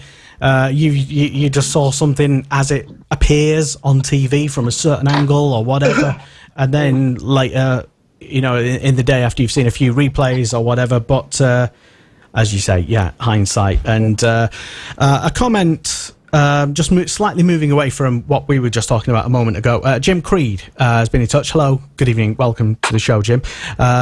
He's talking about World Superbikes, and the question I asked regarding people who were there at the weekend. How was your experience? I don't know if Jim actually was there, but he makes an interesting comment nonetheless. He said that they, I presume Donna, replayed a 2003 World Superbike race on Eurosport, last weekend. Packed stands, air horns going off. Tracks used to be more exciting and dangerous, he says. Also, who can afford to spend £15,000 on a superbike plus insurance? There's less to relate to with the people on the street, and so lower crowds. This is according to Jim Creed. He says as well, BSB has got it spot on competitively and for entertainment. Well, Yeah, isn't absolutely. BSB based on the same superbike that's 15 grand as Worlds? But they do it in a different and consistent way. They've been doing it a lot More affordable. Yes, it's more. Yeah, but that didn't stop the man in the street being able to afford his 15 grand R1, does it? Do you know what I mean? Yeah. It's saying that the bikes are no longer, they don't represent the... Well, it's about the ride on the perception, street. isn't it? I suppose it's BSB, when World Superbike was in its heyday, BSB bikes were the same spec and they were absolute fortunes. So I disagree with that ever so slightly, that a BSB bike is still a street bike that's turned into a superbike and still costs a fantastic amount of money to change into a superbike. There's still 150 grand worth of material there. It's just that the software and stuff that are accessible for private teams to buy now has made it a lot more competitive. And World Superbikes, I get where he's coming from there, but even you can buy all the material from the work team at World Superbikes. So I don't really understand that argument about a bike being 15 grand. So you can't watch World Superbikes, but it's all right to watch British. Well, that's his comment. Maybe when Anyway. Maybe when we're selling bikes, we should maybe just offer some sort of additional features, such as higher-end electronics, and maybe some race engineers as well. Electronics than we have at British Superbikes anyway now. So So, yes, your comments, if you are still tuned in to this live show that we're doing here this evening on Thursday, let us know. Do you vehemently disagree with what Michael's assessment of the red flag I'm sure they do. situation was? If so, let us know. Because we might read it out if it's clean. But let's stay on the World Superbike theme. The racing at weekend, forget, moving on from the Tom Sykes things, because I will put out at the end of it that, Tom certainly didn't mean to crash. He didn't mean to scare Marshall after death. He didn't mean to go in that fast. Whatever the reason why him and Johnny Ray were doing it, they did it, and you do move straight on from that and say, right, no one got injured. This is the new directive. It won't happen again. People learn from the mistakes, but the rule is the rule, and maybe they will. This will make them look at the rule and change it so that this 5-minute rule thing doesn't. It's not implemented in the same way, because your job as a rider and as a team boss, or certainly as a team boss, is to tell your rider the rules. So Tom should have taken his bike back anyway if he could, but in that moment where you've just fallen off and your head's all over the place, you don't always think like that. So that may well get changed, but yeah, it doesn't need dwelling on by the public and stuff. Dorna will change the rules if they seem fit, and it detracts a little bit away from the racing that was had at Donington this weekend, because it was really good. I know Johnny Ray cleared off in the wet, but the racing between the rest of the pack there was some really good battles all the way through, and it was a little bit more like World Superbike of old. Yeah, it was fantastic racing all weekend. I only watched the Saturday race on playback, and Johnny Ray cleared off the front. He's a wet weather master, but watching him and Tom Sykes go at it was incredible to watch in the Super Pole race. And then Toprak, that kid is going places because he hounded Topcat. Toprak. Well, the only complaint I have about Toprak is he needs to stop learning his English off Kianari, because it's like listen to Kianari from 2005. Kianari from the old days, great interviews. But Toprak was awesome to watch. I like the comments that Jamie Witt was making, that he said that, or maybe it was Greg Haynes, but he said, Kidisopoglu, who's his mentor now, said you won't be losing to Johnny Ray like that next time, and then he did. So I just thought that was quite amusing. But well, he just said basically, he felt like he could have won a race a couple of rounds ago, didn't he? And he kind of backed out, and Sopoglu were like, "You did what? Don't you ever do that again?" But that was Sopoglu's kind of way of riding, wasn't it? I remember some of the moves that he made at the time in racing, and people were screaming about how harsh he was, and because he would proper clatter other riders, and like it or not, now he's almost missed a bit his Sopoglu from the way that he rode, because it was. I wouldn't even call him dirty, but he was hard. He was really hard and really good to watch. On his 600s, that kid was untouchable. I did think some of his moves a lot of his moves for a period of time were just borderline over the top. I think it was when he came back to World Superbikes from his stint in Moto2. Maybe it was just that he hadn't had success for a while, and he just seemed to be overriding. He'd get the wins, but his moves were just brutal to watch. But he never took anybody out really and really damaged them, did it? He was just a real hard rider that, if you could almost say, like Marquez in Argentina the other year, where he was clattering into people, and I was like, oh, that's a bit hard, and even I was at the time, but sometimes it does kind of make racing, but then you have to kind of to level things out and say, if you carry on like that, you might do someone damage. I know, but I seem to remember Keenan Sofoglu was the first rider to get the drop one position back in any World Championship race. I think it was at Aragon. I can't remember if he leaned over and tried to hit someone going down the straight, and they were like, "No, drop back a position, mate. That was a bit too over the top." So yeah, he was a bit like Finati in that sense. He would let his emotions get the better of him, but that's what you like to see in racing sometimes. But as long as no one gets injured. Yeah, that's it. Go on, Lester. Sorry, I was just mentioning. Well, since the Finati name was mentioned, it just brought to my mind the fact that we are actually actively attempting to get Romano onto the show for a chat, whether live or pre-recorded. We have reached out to his people, and we've not heard back yet, I suppose. So I'm trying. He's so scared of cocking up this year. It's horrendous. I wish someone at Dorna had just said to him, "Listen, as long as you don't grab anyone's front brake, go back to where you were," because it's shocking to watch him at the minute. Has he lost his confidence, do you think? No, I think he's so scared. Well, confidence is lacking, but all down to the fact that he just daren't make a mistake. You know, can you, like you said at the weekend when he got beat, was it Albolino that beat him up? Can it beat him up? Yeah. Can you imagine Fanati of all taking that in a race? And I don't mean him coming back and kicking him or something, but Fanati would have been straight back at him and he would have dished the same thing back out, and he's just like he's like a scared deer in the headlights at the minute. He's so conscious of hitting anyone or doing anything. He's not. He's got it in him to ride like he used to. I mean, fast and stuff. But if they don't get that aggression back into him in a real controlled manner, then it's curtains for him, because he's no use in an ornament the way he's riding at the minute. It's horrible to watch for the. I feel really sorry for him. Yeah. And also for anyone who's perhaps a regular listener or viewer to the show, and you're probably thinking, why do we always seem to constantly, more often than not, keep mentioning Fanati? Probably just for the fact that he seems, on the outside anyway, like a very interesting personality. And probably for that reason alone is why we want him on the show, just to get to know him, because I, for one, don't feel like we actually know the real Fanati. We've sort of, everything that he's done, but that's obviously not who he is.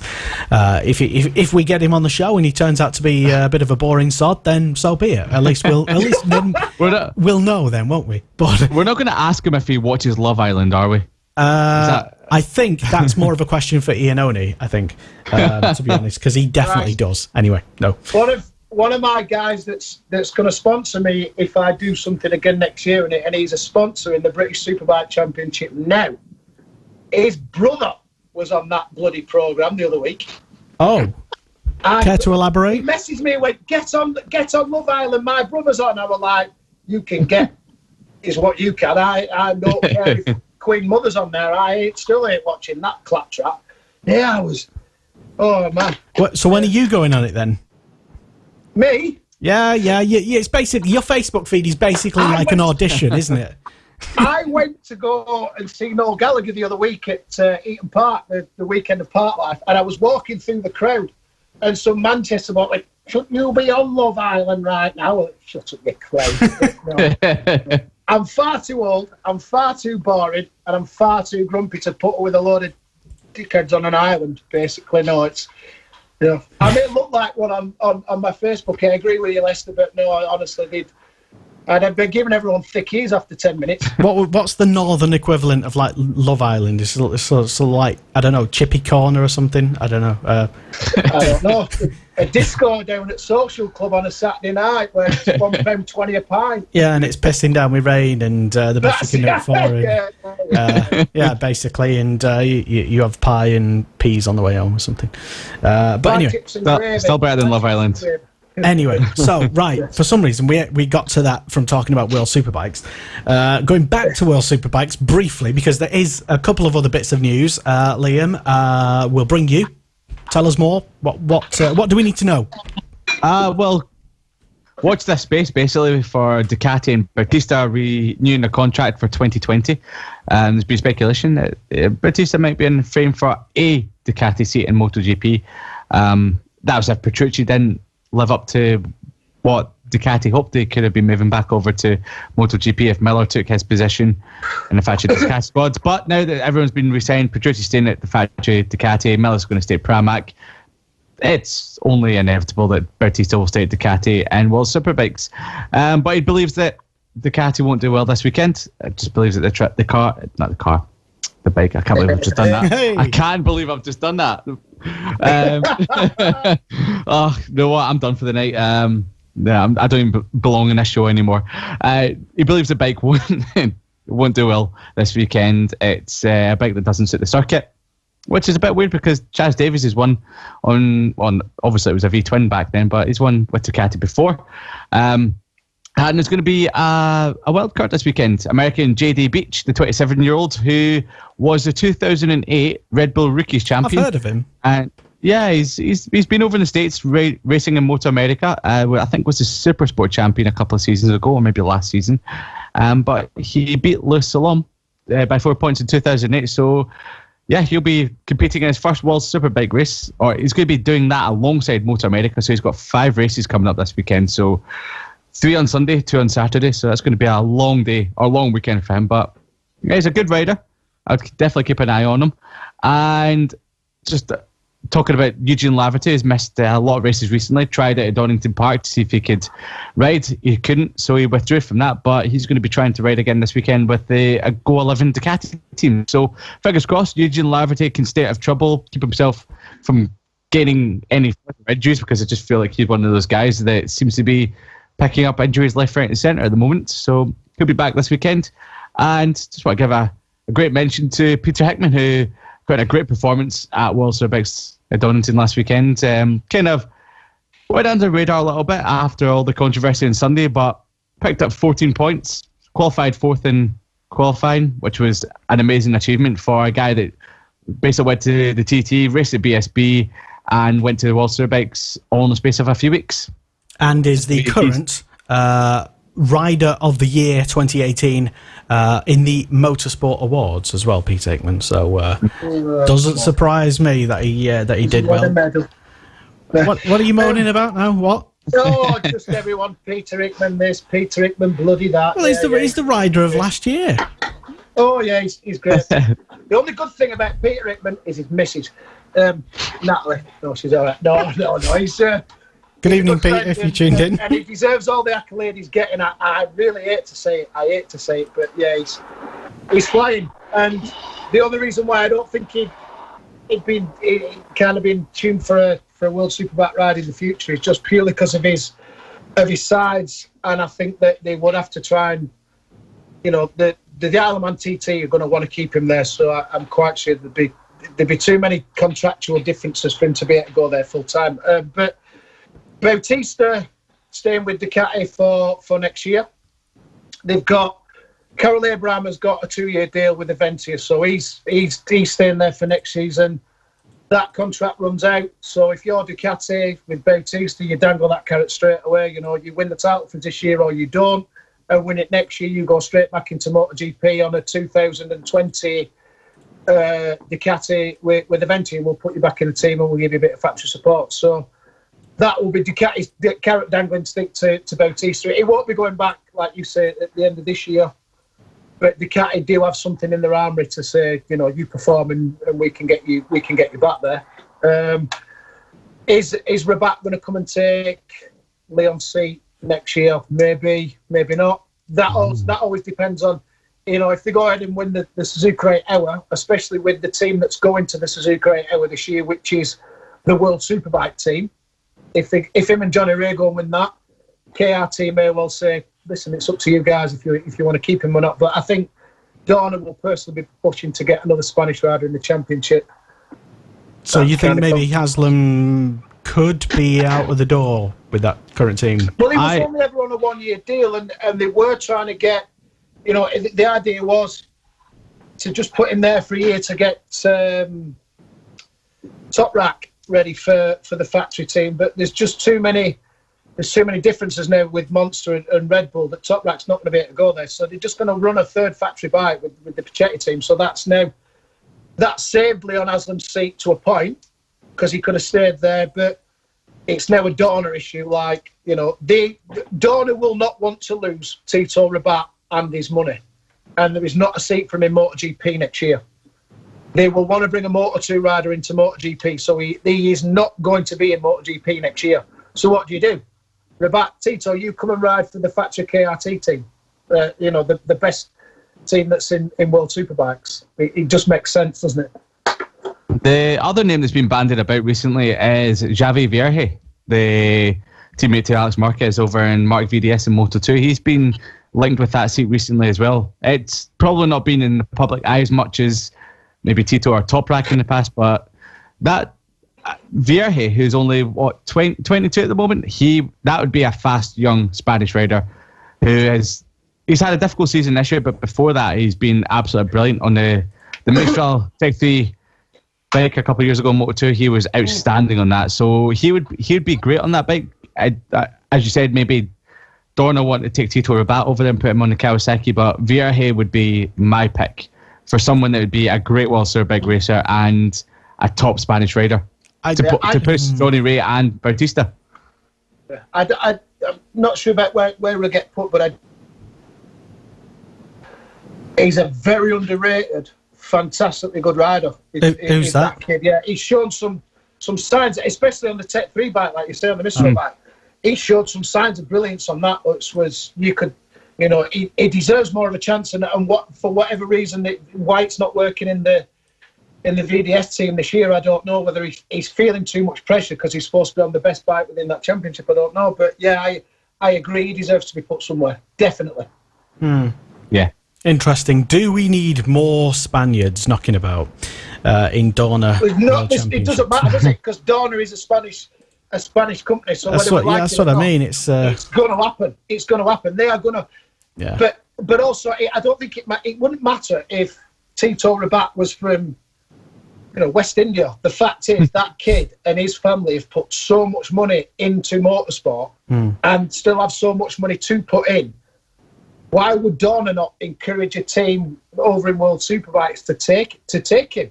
Because not only is Tito got a lot of backing from his family and his money, and that's certainly not the only reason why he gets ride. Tito is fast. He's all right. Remember, he's not bad. Yeah, remember, he did all right in Moto2, didn't he, for crying out loud? Dorna will not want to lose him. That's for sure. And where's he going to go? There's only one other championship for him to go to, and it's World Superbikes. Yeah. See, he's not naturally talented like a lot of other riders are, but he's a grafter. He will work at that. If he's not quick right away in World Superbikes, he will go around Almeria, and just blast around the Ducati or Kawasaki, for next year, just get himself up to speed. So he'll be an asset to the World Superbike Championship. And you know what?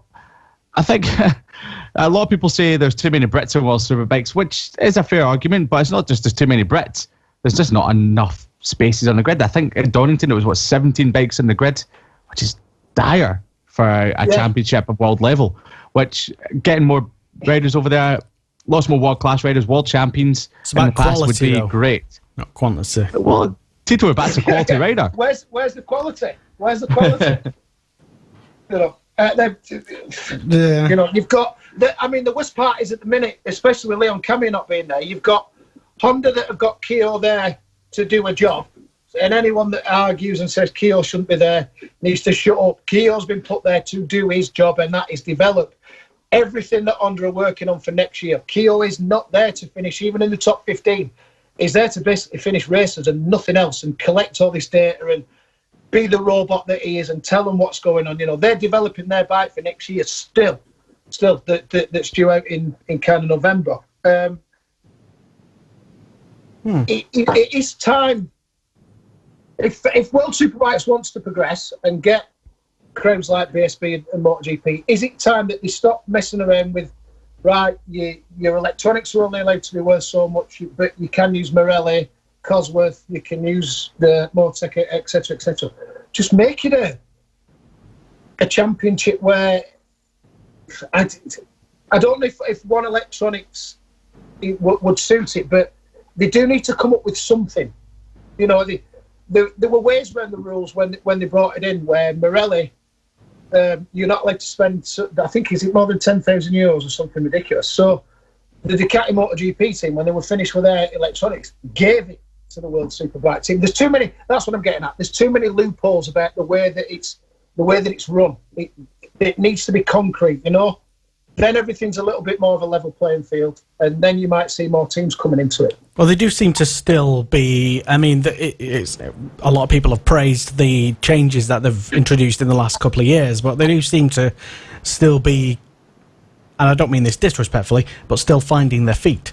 And maybe everything will click into place, or maybe it might be just a gradual progression once they see everything is just building year on year. A bit like the attendances, the extra 5,000 at Donington, for example. So a couple of people have been in touch. Mark Templar Hill, hello, good evening. Hello, Mark. He says, more wildcards needed. I presume you're talking about World Superbikes. That will bring the crowds in. He also said more bikes on the grid needed than the 18 or so now.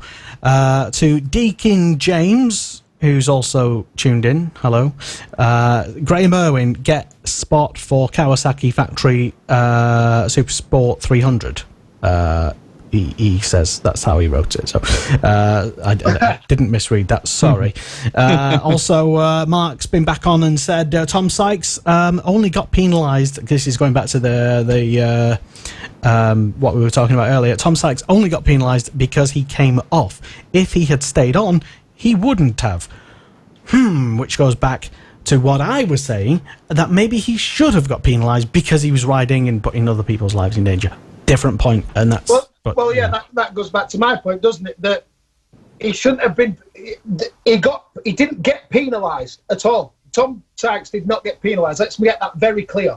The rule is the rule. You have 5 minutes to get back to the pits under a red flag situation with you and your motorcycle. Like, he wasn't singled out as being like... Yeah, it wasn't like, oh, Tom, you've come off, so now you lose your second place.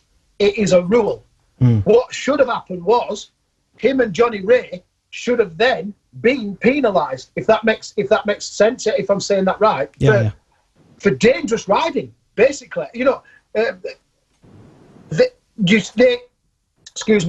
they should have absolutely been made an example of, where you've got the best rider that World Superbikes may have ever seen in Johnny Ray, and Tom Sykes, who's also a world champion and one of the best riders that I've ever rode on track with.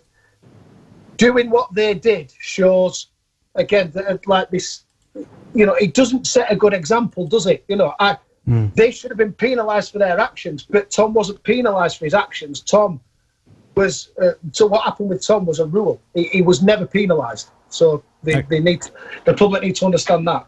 Yeah, and maybe you're right. It doesn't set, if at all, the stewards or the clerk of the course wanted to. Maybe it didn't. It wouldn't set as much of an example, penalising. I guarantee you that I know that Stuart Higgs was at World Superbikes, I think he was the race steward or whatever, but I guarantee that if that would have been Stuart's round of a British Superbike round, there would have been penalties put in place for the two riders that went through that accident like they did. I guarantee it. Stuart would have, they'd have got such a rollicking. And there would have been penalties put in place because, like Stuart immediately, he came out on TV and said that he would be implementing things and he hoped that other championships would follow.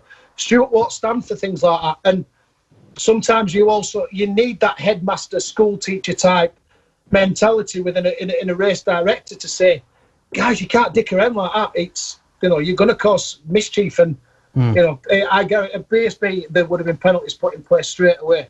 Yeah, and sometimes you do need to make an example of the biggest names, because like you say, they should be setting an example. I put on a forum thing on Facebook, the race safe marshals, and one of them was saying something about it, and I said that it was almost offensive that for him to think that riders ignore, flag situations and things like that. And he came back and said, to be honest, Michael, when you were riding, you did obey the flags, he said, but you would be astounded by the amount of riders that don't adhere to what's going on in a flag situation. So, we had a lucky escape at the weekend where something major could have happened. So, it's time to nip it in the bud now and say, right, kids, a flag is a flag. You all get told what it means and you all get told what to do. So do it or get penalised. Yeah. So, let's. Sometimes it takes an accident before things are changed, and luckily this time it looks like we're going to get a change before the accident has happened. If it leads to good things, then yeah, why not? Christopher Brown tuned in. Hello. I don't know if he was still tuned in, but he was earlier. Hello to Leroy Sands as well, and to Jay King as well, of pit bike fame at championships. Amongst the likes of Cool Fab Racing, which is on the road to MotoGP, and they all the kids there and all the adults do explicitly get told and bollocked if they disobey any flags, because that's the best place. That's the best place to again, learn. let's not. At World Superbikes, everyone gets told about the flags, and you do get told under no. Let's not be under no illusions. Stuart Higgs at PSB is not saying to the guys, please adhere to these flags, and World Superbikes is saying, please adhere to them. You get told in no uncertain terms at the start of the season when you go for your rider briefing and stuff that this means this and this means this. And if you're going to ignore it through forgetfulness or whatever, then yeah, it's time to reiterate it. And like you say, you take action, and for the two of the best riders in the world they should have got penalised and been made an example of, and it doesn't happen enough. The amount of pathetic time penalties we're getting for someone in a green bloody line and stuff at the minute, that's almost detracting away from racing. But this is something dead serious that now is the time to take action, because we've missed having a serious accident. So like I say, let's nip it in the bud now and get people back to it. And it's easy telling a 6-year-old that this flag means this and scaring them to death.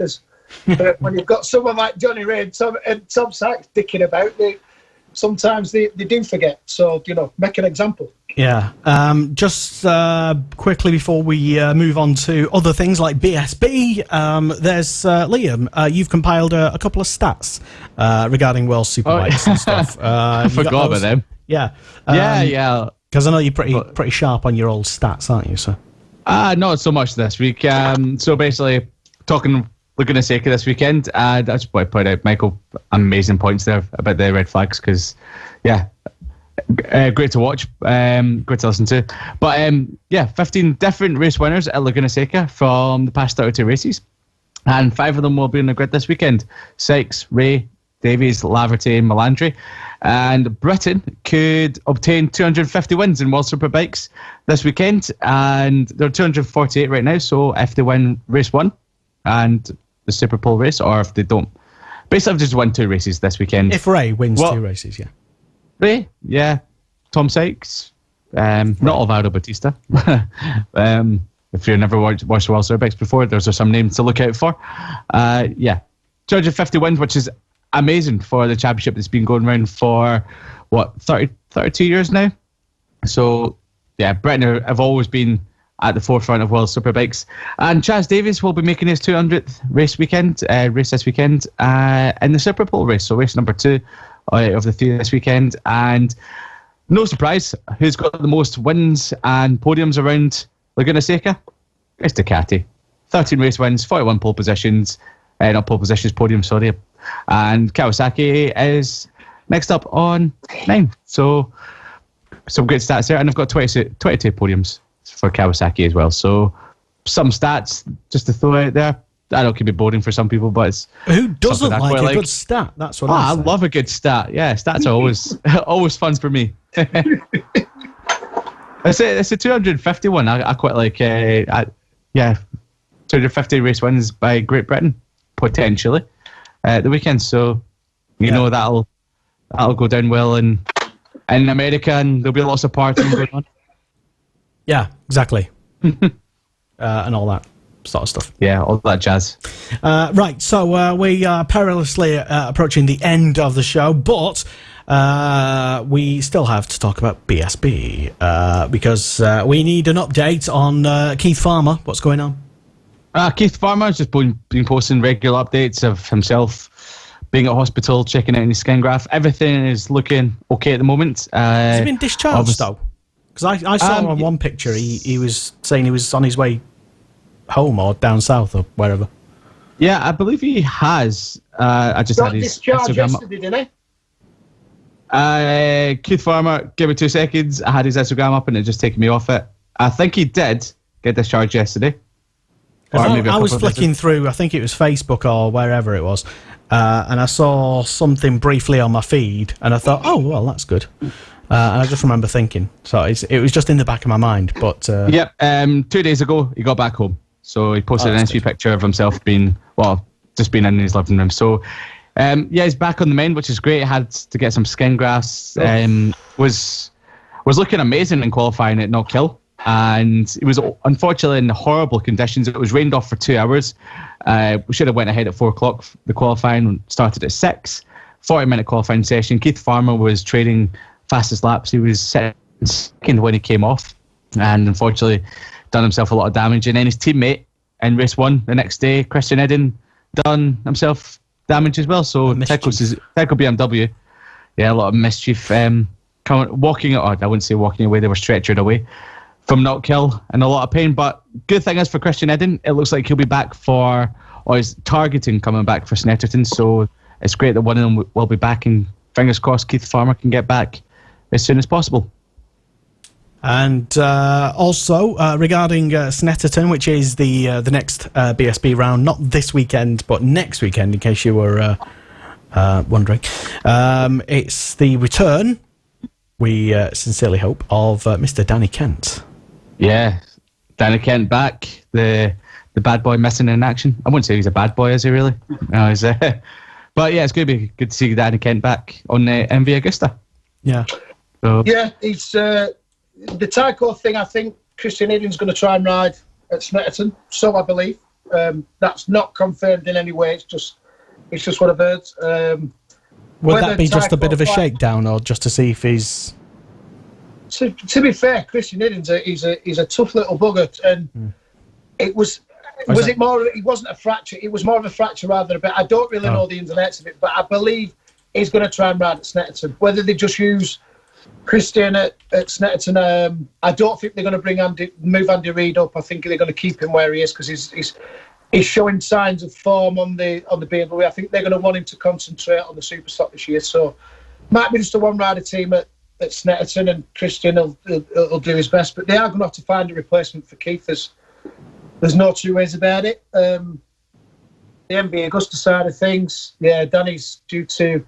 He had a test there the other day on one of the MV600s that Dave Tyson was running a couple of years ago in Supersport, which didn't end well. There was a storm, went through a radiator and cracked oil everywhere and took Danny down and another rider, which is unfortunate, but if a storm hits a radiator, you can't do anything about it. It is what it is. But I believe, and Dave Tyson, he can't even text me now because of the way I've got my phone set up. Well, Dave was tuned in earlier. Was he? Yeah, he's probably waiting for this bit. But they've got a really, really, really good crew chief sorted out for Danny. Stefano, whoever it is, he's a guy that's worked with Hassel before. He's worked with Ducati before and MV Augusta, and he's known to be one of the kind of the go-to men in motorcycle racing. So Danny Kent is off to the best start. Dave Tyson picked some factory engines up from Donington at the weekend from MV Augusta. So he has got a certain level of support. And I know in BSB now you wouldn't class any team as a factory team, but you would class a team as getting good factory support. And it seems that MV have kind of pricked their ears up to this a bit, that this may be a championship that maybe suits them a little bit more than World Superbikes did. You know, that the way the chassis handles on the MV, and I have rode one in 2009 in Superbikes. The chassis was unbelievable. Honestly, the nicest bike you will ever ride, bar none. Even better than Ducati. But the bike I rode had zero power. It was. I said it once to Steve Mercer. I said it's like the world's most disappointing firework. It comes in this box and it looks like it's going to have this massive bang, and it goes. But now, obviously, because of World Superbikes, they've found power in that engine that in World Superbikes it's true because it didn't have just enough power. But in British Superbikes, where you don't have all the electronics to cope with too much power, the MV is actually looking like a really good package for an old bike. And like I said the last time I come on in an interview, don't expect miracles and great things because the the team simply hasn't got the money that Paul Byrne has, where, with Scott Redding and Danny Kent's ex-MotoGP championship with, ex-Moto3 world champion and Moto2. But maybe, top 15s and certainly top 10s are well within that team's grasp by the end of this year because of the level of support they've picked up. They've picked up a decent title sponsor, which used to be Bike Animal, which used to be a big sponsor of Honda. So, they could be there and thereabouts a lot quicker than certainly I thought. I hold my hands up. Yeah.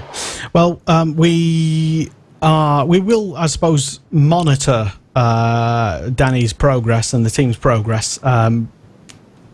As you say, probably not to expect anything at all, really, as for the first race back for him and first proper race for them both together as a unit, as a team sort of thing. But if he can put in a good set of consistent results, then yeah, why not moving up? And it'll be good to see Danny back doing something regularly, reliably, because that's not happened for a couple of years now.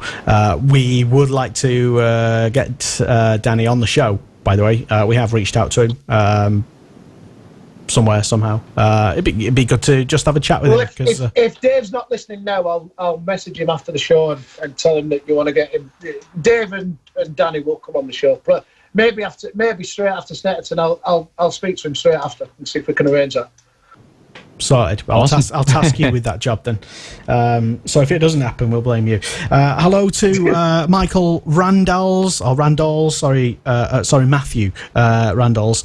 Sorry for messing your name up, Matthew. And also to Peter Gilbert, tuned in at some point in the show, who says BSB kicks the ass of World Superbikes every time. And many would agree. Matthew says, hope you're keeping well, Michael.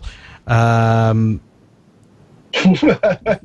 I just say who Matt Randalls is? When I went to British Superbikes, I was with Shoei Helmets, and he's the helmet technician, and I'm quite sure he's with Oxford Products now. So he'll be doing HJC and other helmets, and he's a former roadie for Status Quo, and he's somewhat of a legend in the paddock where he'll probably kill me for this, but he used to bring bottles of Irish Pachin stuff, the illegal vodka.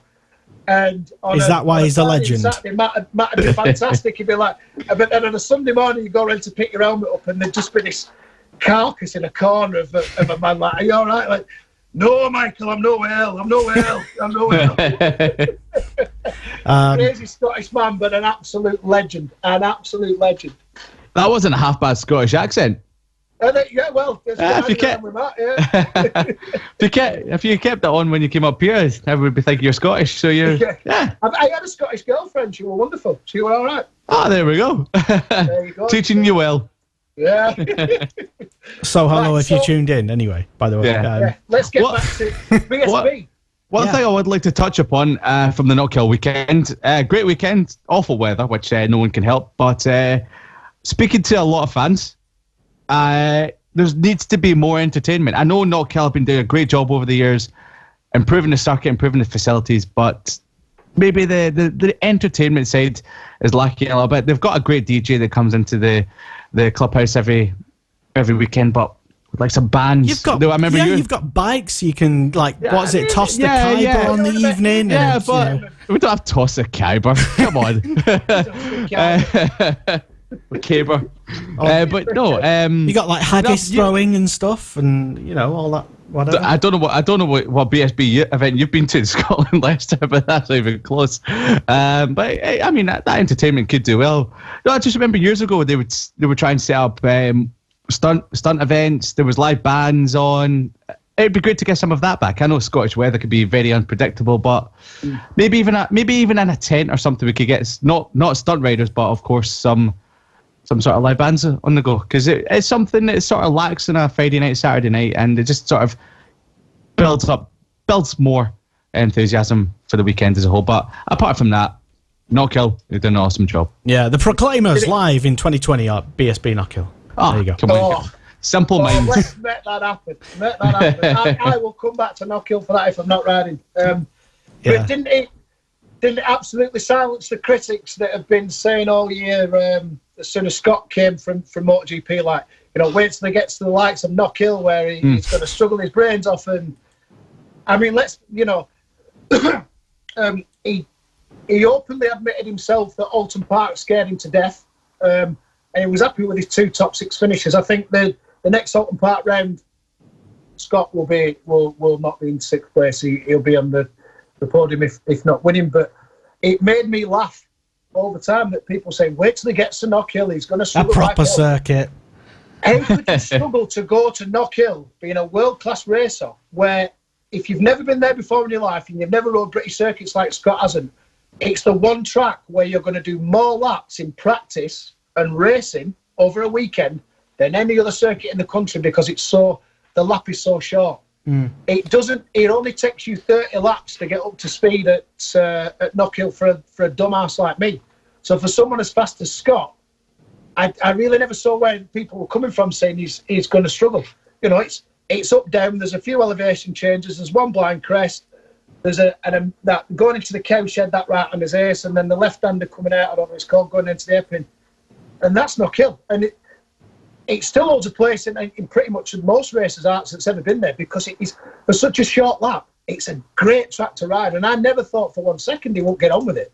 So to see Scott coming out the weekend with wins and whatever, it certainly didn't shock me. I don't know about you, Liam, but I wasn't shocked by it. I don't know where people were getting their ideas from. I was sort of apprehensive about it throughout the year, mainly because I thought, Hater. you know what, is he not a hater? Hi, Scott. Stop calling me on things, listen, I never said or implying. No, I just thought that maybe come to Knockhill, since it's not one of these GP circuits that he's raced on in Spain and all the world his whole life, that maybe it might catch him out. And the weathers are just awful at times. But no, as soon as he went around that place, he was on it. And you know what? I was like to myself in race 1, I was like, the charge through the field was epic to watch. And I thought, you know what? He's probably going to... I don't want to speak too soon. I don't want to jinx him or anything like this, but he's going to be tough. Very tough to beat. Well, he's he's coming to his circuits. They're not phasing him at all. And you know what? I shouldn't be surprised by anything he does now. Yeah. So, yeah. Well, do you remember? I think it was on this show, and it was a while ago because we've not done a show for a while. But it was. I think it was. Where did he get his first win? Was it? Have we been to Donington? Donington. It was Donington. Yeah, I said on this show that Scott will do very, very well. Because I remember I came back the next week and I said, I was like really smug about it. He'll do really well. He'll probably get his first win because Donington, up until that point, was probably more like some of the GP circuits that I'd been to, as opposed to like the British like narrow thimbles of a circuit that you're riding on. And well, I was right about that. Anyway, I didn't make any predictions about Knockhill or anything, but yeah, for one, anyway, always knew that Scott would definitely do well at some point and probably win races. He's already done that. And, yeah, nothing he does will surprise me. Next year, if he's still on that bike, and why wouldn't he be, definitely a proper, serious title charge. I think, Lester, me and you have seriously underestimated Scott Redding's talent at the start of the year. So I didn't. Hands up that. We knew he was great, but we thought he would take a bit of time to get used to the circuits, and he hasn't. Well, he did a little bit. I mean, he wasn't. I mean, he's still learning because he doesn't. He's still, compared to even like the new people in BSB who've been riding these circuits, you know, in the lower categories and stuff. You know, Scott hasn't necessarily done all that, so he's like behind everybody else, and his rate of learning is already at the top level in the UK is.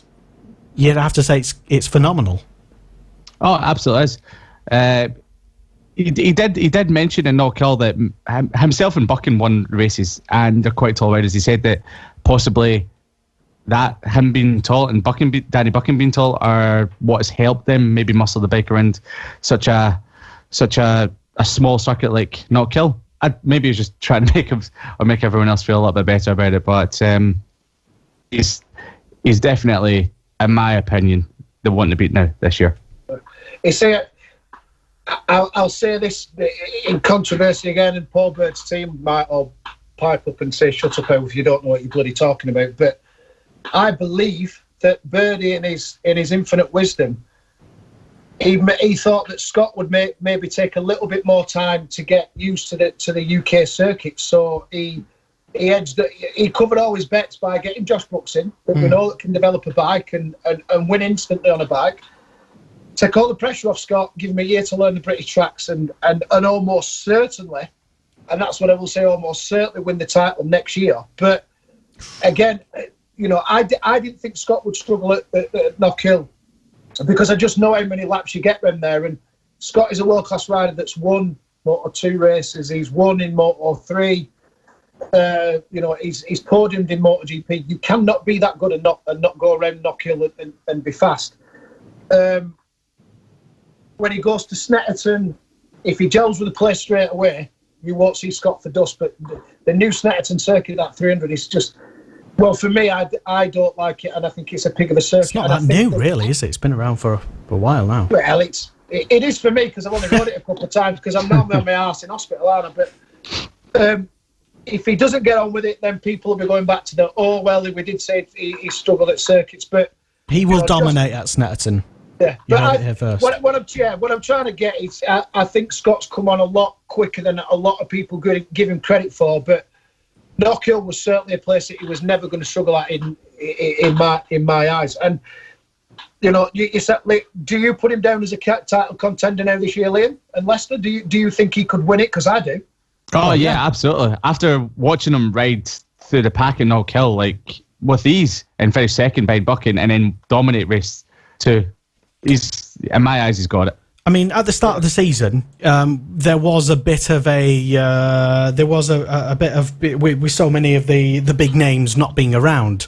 It was kind of open season. It was, the title or the showdown at least could have contained anybody. So there was no reason why a world-class rider like Scott Redding would not be right up at the top. On that bike, in that team, and well, he is. So there you go. The great thing is about Scott this year is you can just see that sort of enjoyment and racing again. Last year he seemed to lose all of that through riding that Aprilia, which was a dog last year for him. Yeah, but you can see that he's enjoying being in the paddock.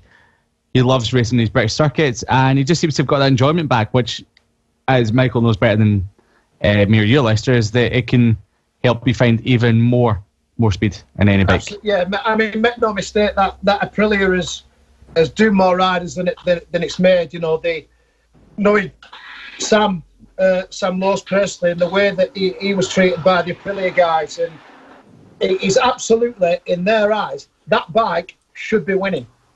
They seem to take a bit of a less approach with Alex Espargaro, but whoever's on that other bike, if they're not winning, it's their fault. It's not the bike's fault. It doesn't matter that they're on old parts and old machinery and crap or whatever.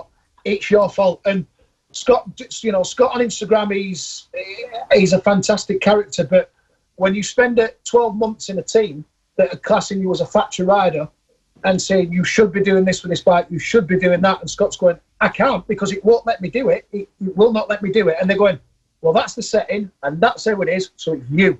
You are going to lose the love for riding and the sport, And towards the end of the year, Scott kind of turned it round when he realised that, with his uncle Darryl and stuff behind him, saying, "Listen, boy, I've been in this team now. It's not you. It's the bike." And the team are trying to pass their failings on to you, because they'll be under pressure from Piaggio. Make no mistake. Towards the end of last year, he found himself rather than found his form, and then coming into this year, that then works. And yeah, he's in a great team that Scott will probably be used to thinking that money is no object in a racing for the last few years because the parts are there. Do you know what I mean? With teams I've rode for in the past, it's like don't crash on a Friday. He now knows that he can go and give it his all, so he can learn a circuit right. His attitude's right, his racing's right, and yeah, I really thought that he would take a year to learn all the circuits, and we could see him in third place at the end of this year. But like I just said before, I'm one of the convert, and I think that Scott could very easily win the championship this year. I thought that Glenn Irwin would be further up, but I didn't realise the amount of changes that was made to that bike would make such a difference, and they really have. You know, Glenn had a respectable performance up at Knockhill, and I think you'll see Glenn coming a lot stronger towards the end of this year. So, you know, Glenn for next year will be right back in the mix, and I just think Glenn's going to take the rest of this year getting that bike exactly how he wants it. Perhaps if you've got any difference of opinion, then let us know. We are almost out of this time, though, for this show, unfortunately. I'd just like to say that a big hello to everybody who's late to the show. Where have you been? Capitano James been on. Says, that's James Fielding. He used to... he's an ex-professional rugby league player. He's about 7 foot tall. He likes surfing on bars, and he does what he wants because it's size of him. And he worked in my race team in 2013. But whatever he says, just ignore it because he's silly. Well, what he has said, as he's talking about the facilities at Knockhill, not sure if I should read it, but I'm going to anyway. He says the toilets, shower blocks at Knockhill are more equal, are equal to Todmorden. I don't know if that's all of Todd. I don't know, but that's what he says. And as you say, he's 7 foot. So he lives down in the valley where they don't get any sunshine at all. And he's that ginger. He's almost albino. So just ignore him. Honestly, it's fine. He has a point about the showers, because Sunday morning there was only like 4 showers that were on that had water, and the rest of Knockhill was stinking because we couldn't get a shower in the morning. It is absolutely. It's ironic that the track that you would deem to get the most water and rainfall in the world, bar none, has the crappiest water on any British circuit. You get to Knockhill that on a race weekend, the guys, you get there on a Wednesday night, Thursday morning setup day, so you wash the trucks and team managers want everything sparkling, and you get to Knockhill and everyone's like, can't do anything because there's no water. And then you watch it run down off the hillside and sheep are having water slide competitions. It's like, you can't even make a brew because it's piss all water. It didn't rain enough. That was the issue. That must have been what it was. What it was, there was too much water and it washed all the water away. All the good water, anyway. But anyway, hello, Knockhill, if you tuned in. You've just tuned in for the end of the show. Thank you very much. Just before we go, actually, one final thing. Before we go, still time, lots of time, to get your predictions in for the Superbikes Challenge. Fantastic app, fantastic game. Google it, check it out. It's on your smartphone. You can win prizes, loads of amazing prizes. Superbikeschallenge.com, I think, is the web. Just Google it. It's basically everywhere. I've got it on my phone. And it doesn't cost anything to enter. They don't do anything dodgy like harvest your personal details and sell them on or anything. It's all basically, it's run for the fans, by the fans, to quote someone else's phrase. And check it out. It's you could even literally prove how good you are, maybe even as good as I am at predicting who might win various races, or maybe you're as good as Liam. You're not very, but check it out anyway, and prove to the world, and even win some prizes, the likes of which you can find out on the website superbikeschallenge.com. I hope that's the web address. I'm just going off memory. But thank you very much for tuning in to a Superbike show. We will be back next week, I hope. Because, we're not doing another live weekend stream. But, we've been super, super busy at Motorsport Radio and Motorsport Radio past few weeks, doing various live streams. We were hosting, doing a live stream, British Youth National Motocross Championship at Fat Cats at the weekend. So that's why I was busy doing that, and so there was no show doing that. So I learnt all about motocross. There you go. Which is good, considering I know nothing about bikes anyway. You're more of a biker than I am nowadays. But anyway, so thank you, Michael, for coming on, and hopefully we can get you back. And we'll sort you out with some beers to keep you well lubricated, well nourished during the show. Lubricated. I like it. Oh, but before we get off air, go on. Predictions for World Superbike this weekend, Liam. Let's go. Liam? Oh, no, why me? It's always me to go first, because you know how bad I am at it. Right. Okay. I'm going to just go so left field. Top rack. Top rack? Race 1. Top rack will win race 1. Ray, race 2, and Tom Sykes, race 3. Leicester. Oh, I will say it will be a Johnny Ray domination fest. Ray. It'll be a Ray Bore fest. That's what it'll be. You could have You got left field of everything there, Leicester. Yeah, you know, Sat right on that fence. Yeah. Go on, then. What are you predicting, then?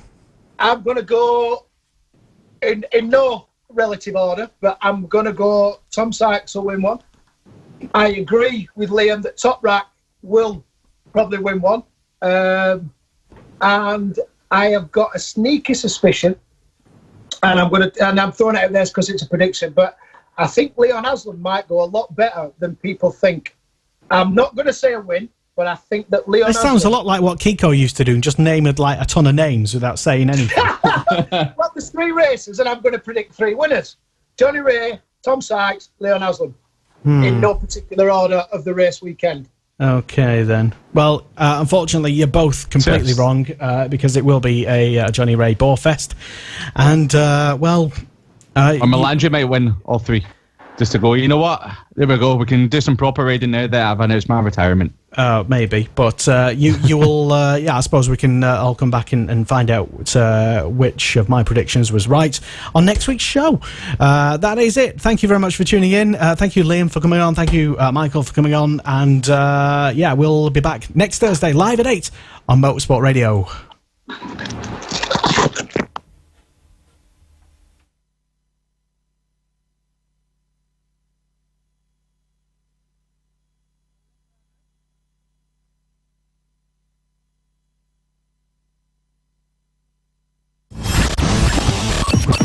The Superbike Show on Motorsport Radio.